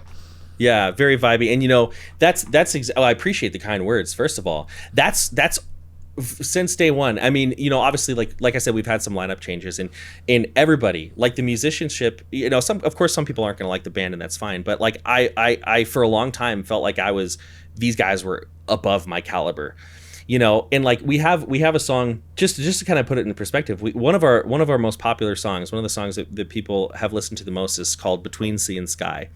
And I went on a weekend trip, and I came back, and the song, as you hear it on Spotify, was written by Nico in almost 2 days. Oh, shit. Yeah, I came home, and he's like, "Hey, I wrote this song." It's kind of because we were living in the same, we all split like this tri-level. It was so cool. The basement was basically like a studio. It had its own kitchen. That's cool. Yeah, and when we all moved in, like, Nico was like, "Hey guys, I don't want to sound like I'm trying to take the coolest spot, but I run a studio, I record bands." And we were like, no, you get the basement. Like, it makes the most sense. Yeah. But I came back, and he played it for me, and I'm sitting there and I'm listening to it, and I'm like, and it stops, and he's like, "What do you think?" And I was like, "Fuck." And he's like, "What's wrong?" And I was like, "I have to sing." I was like, I can't scream over it. And he told me, he was like, "Oh, I'll make it heavy." And I was like, no, like, don't do that. Like, this is, how did you write this? And he's like, "I don't know." And so that is then when I had to reteach myself how to sing, because I had no interest in singing. I had none. I just wanted to be a screamer. And so what I did was I got an acoustic guitar, and again, because I had a lot of free time, I had a lot of time and no money, I would sit in the garage and I'd play a note, and I'd listen to the echo, and I'd match it. And I'd play a note, and I'd listen to the echo, and I'd match it. And I did that for like 45 minutes a day. Oh. Horrible experience. Hated every second of it. But yeah, like they've always really pushed me. I'll be like, "Hey guys, can we please write the next album in a key that's easy for me to sing?" And they'll be like, "No promises." And I'm like, "Okay. All right. No promises." Yeah, no promises. Dude, you have a very like nice, like a project, almost, it's not operatic necessarily, but you have a very like big singing voice, which is cool. Like, it's something that's like, I think it definitely fits to like the band and like that kind of particular genre of stuff where it's more progressive and ambient and technical in that way too. But like, that's also like, it's cool to hear your voice come out, especially not being a thing that you maybe wanted to do or intended to do. But it's like, it sounds fucking great, and it matches with the style of what you guys are going with. And to that too, like I said, when I found that was your band, it was also one of those things where, like, in the content space, like, there's a lot of content people, and sometimes they're like, "Oh, like hey, they're gonna go do the music thing," and you're like, "All right," like, let's, because like those are different worlds, like, let's make videos and let's create a song, right? And it's not that they're like polar opposites, but they're further than a lot of people sometimes, and that's where it's like, just big kudos to you, because your band is very sick and what you do is awesome, and that is something, again, I hope people give you that credit for that too, because again, in the space when people do content, it's not as common that people can do both, and make cool music too, Yeah, it is. Well, I appreciate that. The funny thing is, like, it happens still that I'll get a student and you'll be like, "Oh, I'm having a great time with these lessons. Your examples are really good." And they'll be like, you should make music too." And that happens all the time. And the thing about it, I'm never offended that they have not heard my music, because we don't really push it super hard. So it never bothers me. But it does blow my mind. I'm like, you're giving me money before you listened to whether or not I can make music? Like, that's crazy. Like, that's... And I'll tell them, I'll be like, "First of all, thank you for putting so much faith in me. If you take other lessons, see if your teacher can actually do the thing before you sign up." Because, but the clean singing thing, I was really self-conscious about that for a long time, actually. Really? People, the way I sing in Kardashev it's weird. And it's super rusty right now, because so much of my time is devoted to harsh vocals. I don't really practice my cleans as much. So like, that's actually a thought I've had lately. Like, I need to carve out time and like dust off, get the cobwebs out of there. But we released the Almanac, which was the first thing that ever had cleans on it, and people were like, "Dude, I love this guy's singing voice. It's like Disney singing." And I'd be like, "Okay, thank you." Not what but then over time, I kind of learned, like, I was like, well, one thing that you because you had one thing you have to do if you want your art to connect with people, if you're just writing for yourself, then you don't have to. But if you want your art to connect with people, you kind of have to learn when people are inadvertently telling you what they want to hear, and likewise what they want to purchase. And if somebody's coming up to me and they're saying, hey, I love that you sing so clean, and I love that your voice sounds so big, and a lot of people use the term operatic, which it's not, but I know what they mean. I was like, you know what? I'm actually going to become okay with this. And rather than my voice being something where it's like, I need to have all that grit. I need to have all that grit. I need to sing like Jesse Leach, or I need to, I was like, you know what? People are telling me that they find Kardashev and they stay because I do this type of singing that I'm not super comfortable with. And so I just leaned into it. I was like, okay, I'm going to be and it's so funny. They'd be like, sometimes people would be like, I've never heard anybody do that. And I was like, well, let me show you. First of all of these singers are better than me, but let me show you Devin Townsend. Let me show you Carnival. Let me show you Opeth. Like, I am not the first person to do cleaner singing. But I really appreciate you saying that, because that was a hurdle for me to get over for a while. And that's an experience where I really had to learn, am I going to fight my voice, or am I going to accept it? And I chose accept it, and I'm very glad I did. Even though now, like, if somebody was like, Mark, do a Kill Switch cover, I'd be like, no. Dude, I mean, Howard and Jesse are such good vocalists that it's just God, yeah, that's a hard follow to that. You know what I mean? Those guys are sick. That's like, hey, is a guitar do an Avenged Sevenfold? Can you play Sinister Gates, or can you play like, I don't know if you listen to all their names, like Ollie Herbert, like legend, like with that stuff. And it's just like, I get it, dude. It's a tricky one. It's a trick, but I remember early on when you were like, I don't know, how long had you been making content when you 12 years. So where in the timeline does it fall? Because I remember the first time, I think for a lot of people, when I became aware of you was when you were doing like those really cool like guitar cover videos, and you were just popping them out like bam, oh god, bam. Dude, that was, I think, the first 5 years. And yeah, like, I think that's a really good example of how like multiple ways of learning an instrument are acceptable. Like me on one hand, where it's like I just didn't really pay attention to any of that. It has its downsides. And then you like, dude, I literally remember thinking like, this guy's an animal. Like this guy, it's like, I don't, what was your upload frequency? I don't really remember, but I feel like every day it was like crazy. Daily.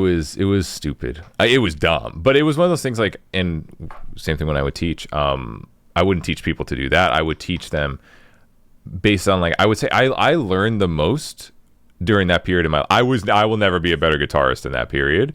And also at the start I was really bad and I wouldn't cover it super well, but I just was naive and I didn't know that, but like over time I think Pat, like the 4th year mark was like, oh, okay, like I am like, this is dialed, like this is it. These are now going to be covers that people will look back, and that's the way to play the fucking song, like that's for sure. But that those covers were by far the most I ever learned with guitar, and the Heaviest Riff series, like that taught me more about music and how to write riffs just by doing that. And that's something I would then preach to students. They'd be like, I'd be like, what do you like? Like, just why don't you just like mess around a little bit? Like, go learn a little bit of this. Go see what you actually like and the things that excite you and the things you actually want to learn. You'll be better by just learning music for yourself because you're excited about it than me sitting here and forcing it to be like, well, you have to learn it exactly like this and this and this because that's the fucking way, like, no, like go and have fun, go explore. And the byproduct is you're probably going to be better than you actually think you are. Even when you try to learn stuff that's actually a bit out of your skill level, I always call that kind of like the sweet spot. Because if it's just out, you probably won't get it. So you're going to be a little discouraged, but you're going to be further along than if you didn't reach for that high of a kind of skill level. And then you kind of get closer and closer and closer. But yeah, that was the big thing, man. It was nuts. It's like a blur. It's like a blur to me. It was nuts. All of us were just like, dude, this guy's insane. Well, and that makes me curious. Like, so what kind of made you remove yourself from the teaching phase? Because like currently I'm in a state where I am trying to teach a little less, but with some other projects I'm working on and courses and things. But as someone who like straight up, that's how I pay my mortgage, bro. Like, what made you decide, because you could have kept doing it, what made you move away from teaching? Oh, dude, I think I didn't like guitar YouTube. I think I hated guitar YouTube. Actually, is it better?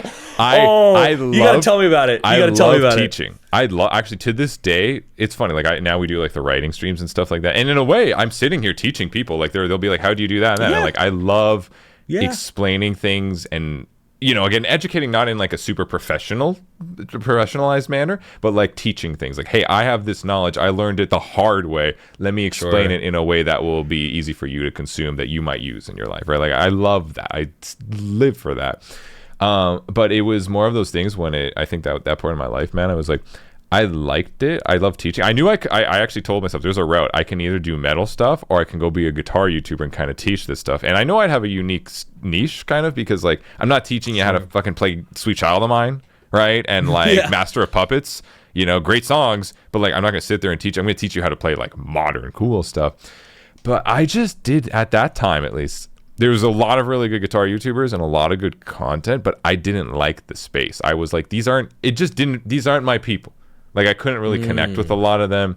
Again, if some of them liked metal, the closest was like they really like Slayer, which was sick. I fucking love Rain and Blood, but it's like I feel like I'm in a, you know what I mean? I felt like I was really always in a different world. So the further I went down that path, and I didn't obviously have the knowledge I had at this point of like, oh, I probably could have just gone really down that path and just completely done it my way of like just modern metal and been like literally the only guy teaching modern metal guitar at that point. But yeah, I just didn't like the space of like, oh, I have to do it like this. Like this is how people learn. Like we're going to sit here and play the 60s, 70s songs until like you beat the dead horse until it's like, like what's, I don't know. I just kind of lost that excitement, and I got more excited about metal than I got about guitar at that point. So I was like, well, I'm gonna just do the metal thing, and like the guitar will start to almost be the byproduct of the thing. Because I loved metal so much, and guitar too. When you just when you do guitar covers for 5 years, you're just like, I kind of just like. I just want to listen to metal and talk about it and share it instead of like, dude, I love the Riot Games random thing that just popped. Dude, that was on my screen. I just realized it was so funny. I think there was an update downloading and then like a Riot Games just popped up. I thought it was on your webcam. Really? And it just was like, I didn't just see prompt Riot Games. I was like, what the fuck? Anyways, hilarious.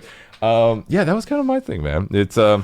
I love teaching though. Like I loved it. I loved seeing people learn. I love learning, and that's where again in this new age of the vocal learning to kind of bring it all back and seeing what you're doing, dude. I have so much respect for you and the people doing this, and like you, Justin, like the people that are like teaching it in a very relatable, fun way, instead of like, oh, it has to be like this and this and this, because you guys are going to be the ones that have the impact on the next generation, and that's something which I think is really important and really special. And the next generation, like I said, is going to be like, yo, shit, I learned from just that's why like literally Alex from Netherwalker told me that. I'm like, okay, well, I mean I've been meaning to talk with Mark, like let's go, like let's like this is obviously like I have to talk with Mark, like let's go. Right. And that's one of the things that actually kind of stresses me out a lot. This is something that we kind of talked about this at the beginning, but like, I will say like, looking at the current state of short form metal vocal content, like, and I want to be clear, I think this is more the format than the creators. So I'm not throwing jabs at any creators. Like I told you earlier, the vast majority of the people I've met, I think are beautiful people, but like how many more videos do we need of somebody going, like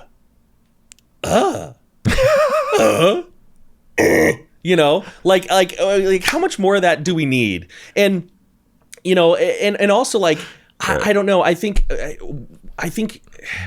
because you're right. Like we're in such a pivotal moment, and I'm, every so often I treat myself very much as a student. Like one thing I've been doing this year, this is the first time I've done this degree, is I reach out to other coaches and I was like, yo, I want to book a session with you, and I want you to pretend I know nothing. I want you to pretend awesome. I know nothing. Well, the moment you think you know it all is the moment you're full of it, right? We're always learning, dude. Always. Always. But I see, like, there's this, I'm actually trying to figure out, there's this piece of content I would want to make for a while, and I want to make it in a delicate way. I want to make it in a way that makes sense, but it's like a call, not putting myself as the guy in the forefront, right? Because there are a lot of people that teach things that I don't. But I've been on TikTok a lot more. I've been on Instagram a lot more, like actually on the app. Because for a long time I was never on Instagram. I was on later.com, just scheduling out posts. But I call for people to think a little bit more about how their content may impact the overall landscape, because I think that, understandably, especially when the economy is kind of crazy and we all want to make sure that our kids are fed and everything, sometimes the content being created right now, again, I don't think it's very often with malicious intent, but it can actually be kind of damaging, not in the techniques that they're providing, but in the way that, like, do you know how easy it would be for me to go reach out to some, because I've been doing this for 7 years, to go reach out to a bunch of students and be like, hey, can you do a video with me? And I'm going to very strategically word this in a way that makes it sound like you learned everything from me and you never worked with any other vocal coach. And we're going to use the word unlocked, and we're going to say 30. We're going to say 30 days, and people can choose to believe that number in the way that makes me the most money. And I have enough students to where I could create the illusion. I could create the illusion that I can do that for anybody. But if you look at the math of all the students I have who have had those like really once in a blue moon, because you know how it is, you give guitar lessons, most people are around the same level, but every once in a while you get that student where you're like, Jesus Christ, like you are just born to do this, right? It would be so easy for me to, to do it, to do that, right? To do that. And I do, I do try to like show what my students are doing, but always in a way that puts them in the forefront. Like for example, I have a student who the band Enthronement? No. So Enthronement is awesome. They deserve a lot more attention.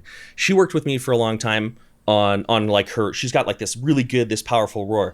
And so she worked with me. And so I helped her. And you know who else she worked with? Screamy Mimi Paxton, who's a wonderful dude, right? So, I think that when we're making this content, I got a student flying out and we're going to do like a whole music video together soon, but it took him a long time, right?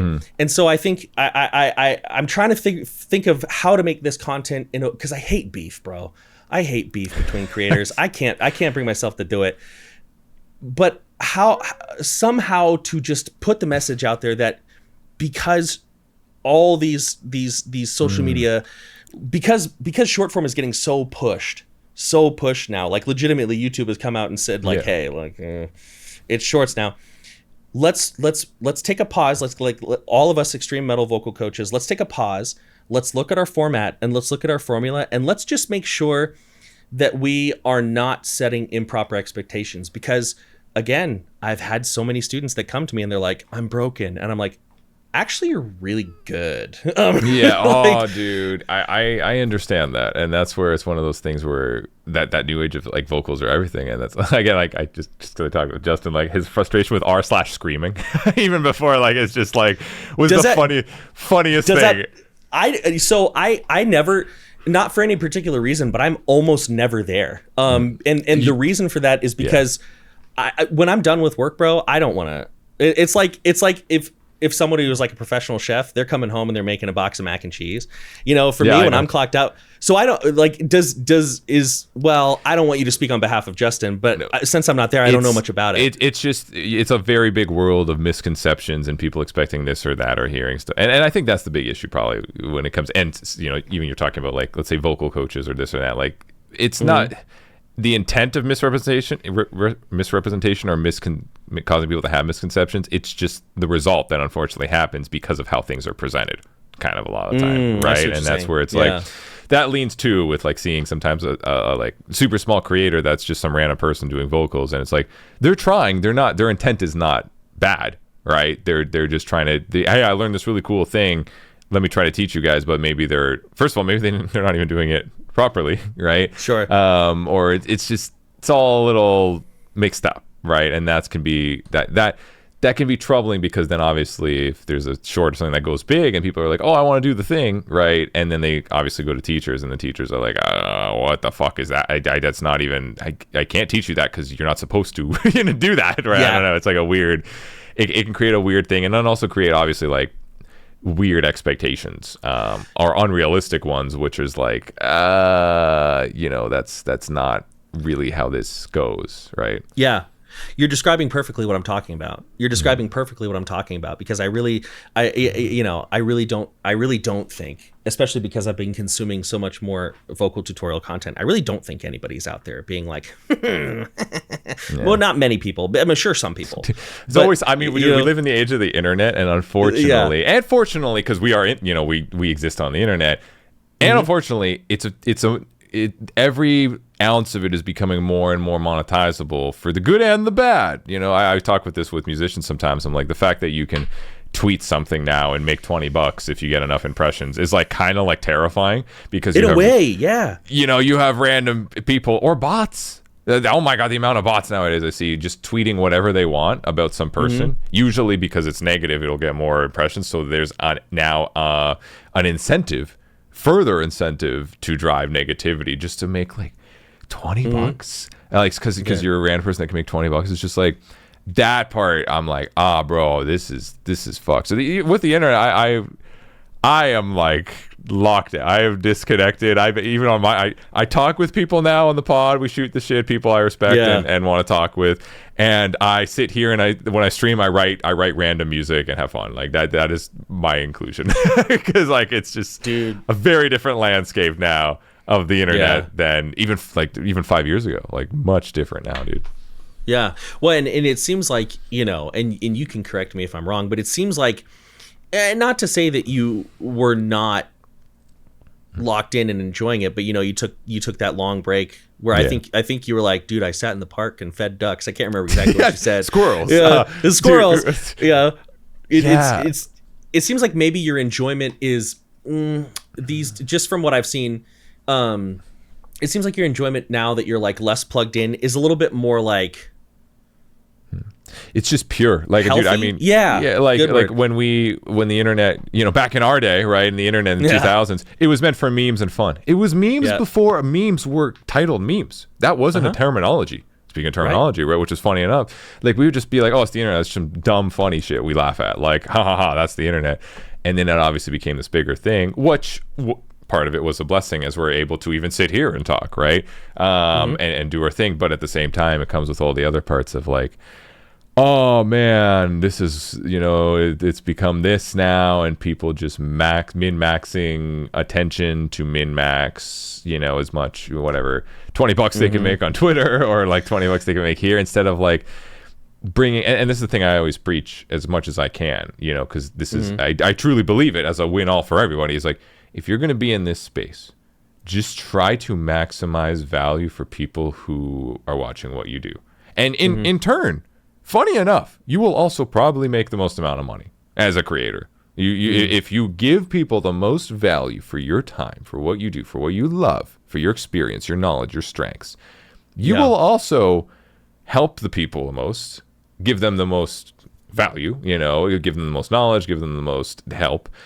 And in turn, you will probably make the most money. So I'm like, I try to preach that, instead of, hey, let's sit here and maximize negativity so you can get clicks and so you can get your 20, I keep referring to $20 on Twitter, right? Like, it's just like, give people value, and in turn it'll help the most. And obviously, like in the vocal world too, that's where I see too, like there's people like yourself, which I know, like you're sitting there and you're giving people so much value for the time. I mean, I don't think Alex from Netherwalker's ever probably even taken a lesson from you. He's just watched your videos. Nope. And he's able, that's insane, right? Like, obviously you're able to provide so much value even just through your content, that you're able to have vocalists, birthed, and be able to do things like that, partially because of just what you do. And that in itself is so rewarding. You're able to provide that value, right? And that's where it's a thing when it comes to content people, whether it's vocals or guitar. I'm just always like, if you're doing that, cool, right? Like just focus on that, and everyone will be happier in the end. Like, just yeah. and that's such a good reminder for me as well. You know, obviously I'm not out there trying to sow negativity, but one thing that I'm a little bit of like an obsessive guy. You know, things up here, they're a little wacky. They're a little we listened. I talked to Matt from Boundaries. Dude, we're making lunatic music. That's what he said. Dude, like this is, you know. Yeah, it's wacky up there, and sometimes I find, you know, I don't get caught up in like that, but I do sometimes. I will be honest, I do sometimes lose the plot a little bit because I get so metrics driven. You know, I get so like, you know, I don't do what you're saying, which is like just focus on giving people good value. Focus on, you know, I'll be like, you know, a video, like, dude, sometimes when a video does poorly, like it ruins my day. A 10 out of a 10 is probably one of the most worst feelings you can get as a content person. But that's human nature. You know what I mean? That's like what it is. Yeah. You love something, you put effort to it, and the perceived value of it not doing well. Like I don't, you know, you can be tough as nails, and it's gonna affect anybody. But that's one of those things of just like, it's more about how you bounce back from it when that happens, right? I think that will help you the most and like kind of show how you are as a person and as a content person in this space. Like, you know, do you sit there be negative, be like, oh, it doesn't work, okay, let's go make all this just like mainstream content and just talk about negativity? Or do you sit there and be like, all right, that sucks, ouch, big ouch, right? Like big ouchie, but like, all right, like, what did I do wrong? How do I make it better? How do I work on that? How do I make it so this is a better format for someone, better entertainment, more engaging, right? Like, and that I think is a healthy way to channel that energy, which can be, like I said, like, it can be a punchline. And how do you make it better with integrity? Like that's the thing, you know, because I just received vidIQ sent me an email, and they were like, you've reached over 750 uploads. So, you know, that in 750 uploads, I've made some mistakes. I've worded some things poorly. Sometimes I'll see a short from like 6 years ago and I'll watch it and I'm like, ugh, unlist. You know, but just no, we're gonna never see that again. But, you know, sometimes I do, like, you know, I get a little frustrated because like I'll put up a short, you know, and it's like I'm trying to be like, oh, this is so valuable, and then there's another short, especially on Instagram, like 20,000 likes, 15,000 shares, and literally it's just somebody going like meow meow meow woof woof woof with some like false chord. I'm like, that's it? Yep. Like, that's all? Like, and so sometimes I'll like my wife, she'll say, like, I'll walk out of my office and she'll literally be like, do you want to talk or do you want to pout? And I'll be like, I just need to pout for a little bit. And she'll be like, okay. And so she'll just, you know, and I'll just be like, stomp my, you know, I'll have my little toddler moment where, you know, and I'll be tempted to just, but. Something I learned, and it helped me, it's also a good copium. Not all views are equal. Like that's true, and it's something where it took me a long time to learn that too, you know, because like back in the TikTok heydays, TikTok, my prime little days, right, of like watching stuff, and like no one was really like checking out music. Again, I didn't react to music to react to it. I was just like, I want to share music. That's why I did guitar covers, because I was a guitarist and I wanted to share cool songs with people and like learn them. And I was just like, there was just some songs where I was like, oh, there's not really guitar in here, but I want to share it. That's why I started doing that, right? It wasn't like, oh, let's do reaction videos. It was that, because also I wasn't teaching it from the educational point of view that like you and like Charismatic Voice and like, you know, people that are educators do, and like I'm going to and analyze this and then educate you based on this material, right? That's awesome, right? It was more just like I like metal, so like I'm gonna listen to this shit, right? Even though I probably could have taken the guitarist approach, I just did it, right? But that, there was sometimes like I'd have like a TikTok, and I just thought TikToks was meme. I'd get like 5 million views, and like it doesn't do anything, you know. Actually, for the band, it probably was sick. Like, that's awesome. Congrats to the fans. I hope it helped, and I really wish them the best if it did have any impact, right? For me, you get bigger number, you know, more people show up saying, yo, where's the next one? Okay, but what if that's not, you know, all you want to do, right? Like, I don't want to just be face making guy, or, you know, like this and that. Like, that's why, like, it took me a long time to realize that, like, and also feeling fulfillment, and that's part of my break, I think really helped me. It's just like, do I feel more fulfilled if I do a video, you know, reacting to a big band, because this is a bit of a different case, that gets 5 million views, versus a small band that maybe gets 100K, but it actually really helped that band. Well, I'd pick the smaller band. Do I get more fulfillment reacting to a band and getting 5 million views, or me sitting here and I do like a cool song I really liked and I was writing and screwing around and it gets 20K views? The 20K view one. So that's something I had to even come to terms with, like that weird acceptance of just like, that's fulfilling to me. That I feel like I brought more value to the world and made it, maybe that 0.00001%, maybe a more fun place for somebody than doing the other thing. So, and that's a really hard pill to swallow because those are big numbers. Then those are different big numbers. Oh yeah, dude. And it's partially copium, and I'm sure of that. But it's also one of those things where it's like, I think once I started to feel like more at peace with that, I was just like, oh, this video bombed. Like, okay, let's move along. Like you get a little stab. All right, like let's make the next one better. That's fine. I can just work on it instead of like that, and like, because I know any second I could sit here and talk about drama or this or that and I'll get 100K views, 500K views, and like, but then I sit there and I'm like, do I even feel good about this? Like this is what people saw. Like this is, so who comes? You get more subscribers, who comes? Well, the people that want more of that. But I don't want to always do that, right? Like that's not always so it's such a weird dynamic that I again, you can only really chat with that with other people who make content because it's such a weird thing to say. People are just like, oh, I want to make millions of views and this. It's like, yeah, but you do with what? Right? Yeah. Because if it's TikTok dances, well, then you're going to be the monkey that better fucking TikTok dance until you die because that's all the people that subscribe want. Right? It's a weird relationship to kind of figure out with yourself, I think. Yeah, I mean that's so true, and it's one of those things that like you're saying that, and I'm like, yeah, he's totally right. And then the next time a video bombs, I'm gonna be like, I'm gonna hear the echo of your dude. I'm gonna hear the echo of your voice, and I'll be like, shh, I need to be mad, But you're so right. Not every view is created equal, and really, and thankfully, I've been doing this. There have been seasons where like literally every video is like, I'm talking, I post 6 videos. They're all 8 to 10 out of 10.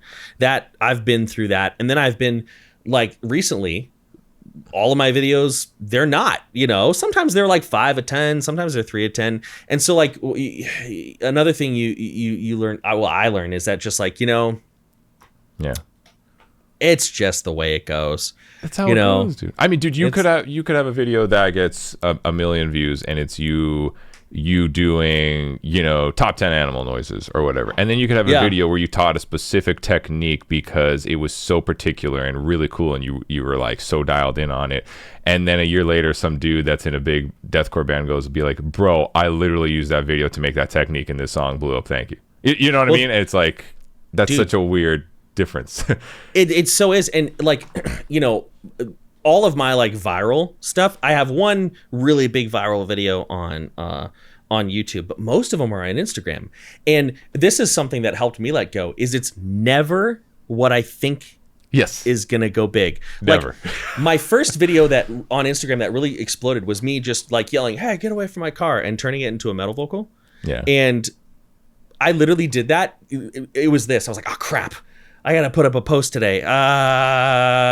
Okay, I'll just do something stupid. And I don't even know how many views that has anymore. And not only that, like those dude, those videos where I'm just transitioning vocals, like I can't talk about it, but that has actually gotten me some crazy opportunities. They're like, oh, I saw this video and that's a thing I'm interested in. And I'm like, yep. Thank God I just decided to do that stupid off the cuff thing that I thought was going to get 10 views and 1 share, so, but you you never know. Dude, that's why it always comes back to, and it's so, and that's why I preach it, I guess, in a weird, have fun, have fucking fun. That's why we do this, right? Like we do it because we enjoy it, we love it, and we want to share that craft because we love it with people. And dude, I get along the path, it's so easy to just deviate. There's so many ditches, there's so many there's so much everything, and every time you get a 10 out of 10, you're gonna feel a stab. Like it just won't go away, and that's fine. It's just how you deal with it. It's kind of like it is. And I think that's the motto for this podcast. Just have fun. I think for anybody watching this, the takeaway: have fun. Have fun, exactly. Dude. Mark, dude, holy shit, dude, I could talk with you forever. I have to ask you this question, and you've probably answered this with your videos in some capacity, but like for any kids out there, they want to learn extreme vocals in as little words as possible, which I know this is probably something you would hate to do because you probably want to put more words. What is the best piece of advice you could give that person today? Yes, you're calling me out because I do love talking, but you're right. No, so I think it would be make room for experimentation. Make room for experimentation. That's where I would leave it.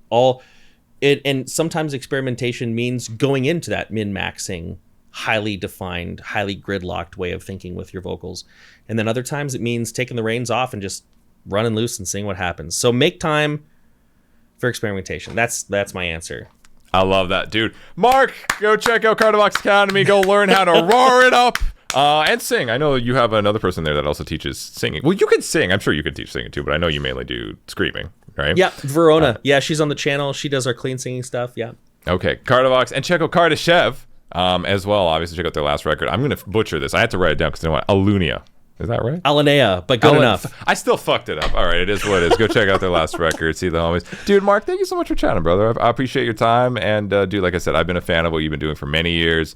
And it's cool to see people in this space who are really good at what they do, sharing that with people. Like I said, bringing value to their lives. You brought tons of value to my life, but even just me by watching your videos, I learn a fuck ton. And it's something that's so cool. And that's something, again, it's very awesome to have people in the space like you that do that, and who also make sick music. So, like, mad respect, bro. I appreciate you. Well, and back at you, man. I appreciate you having me here. I appreciate all the work that you do, all the content that you put out, and yeah, much love, dude. Thank you. There we go, dude.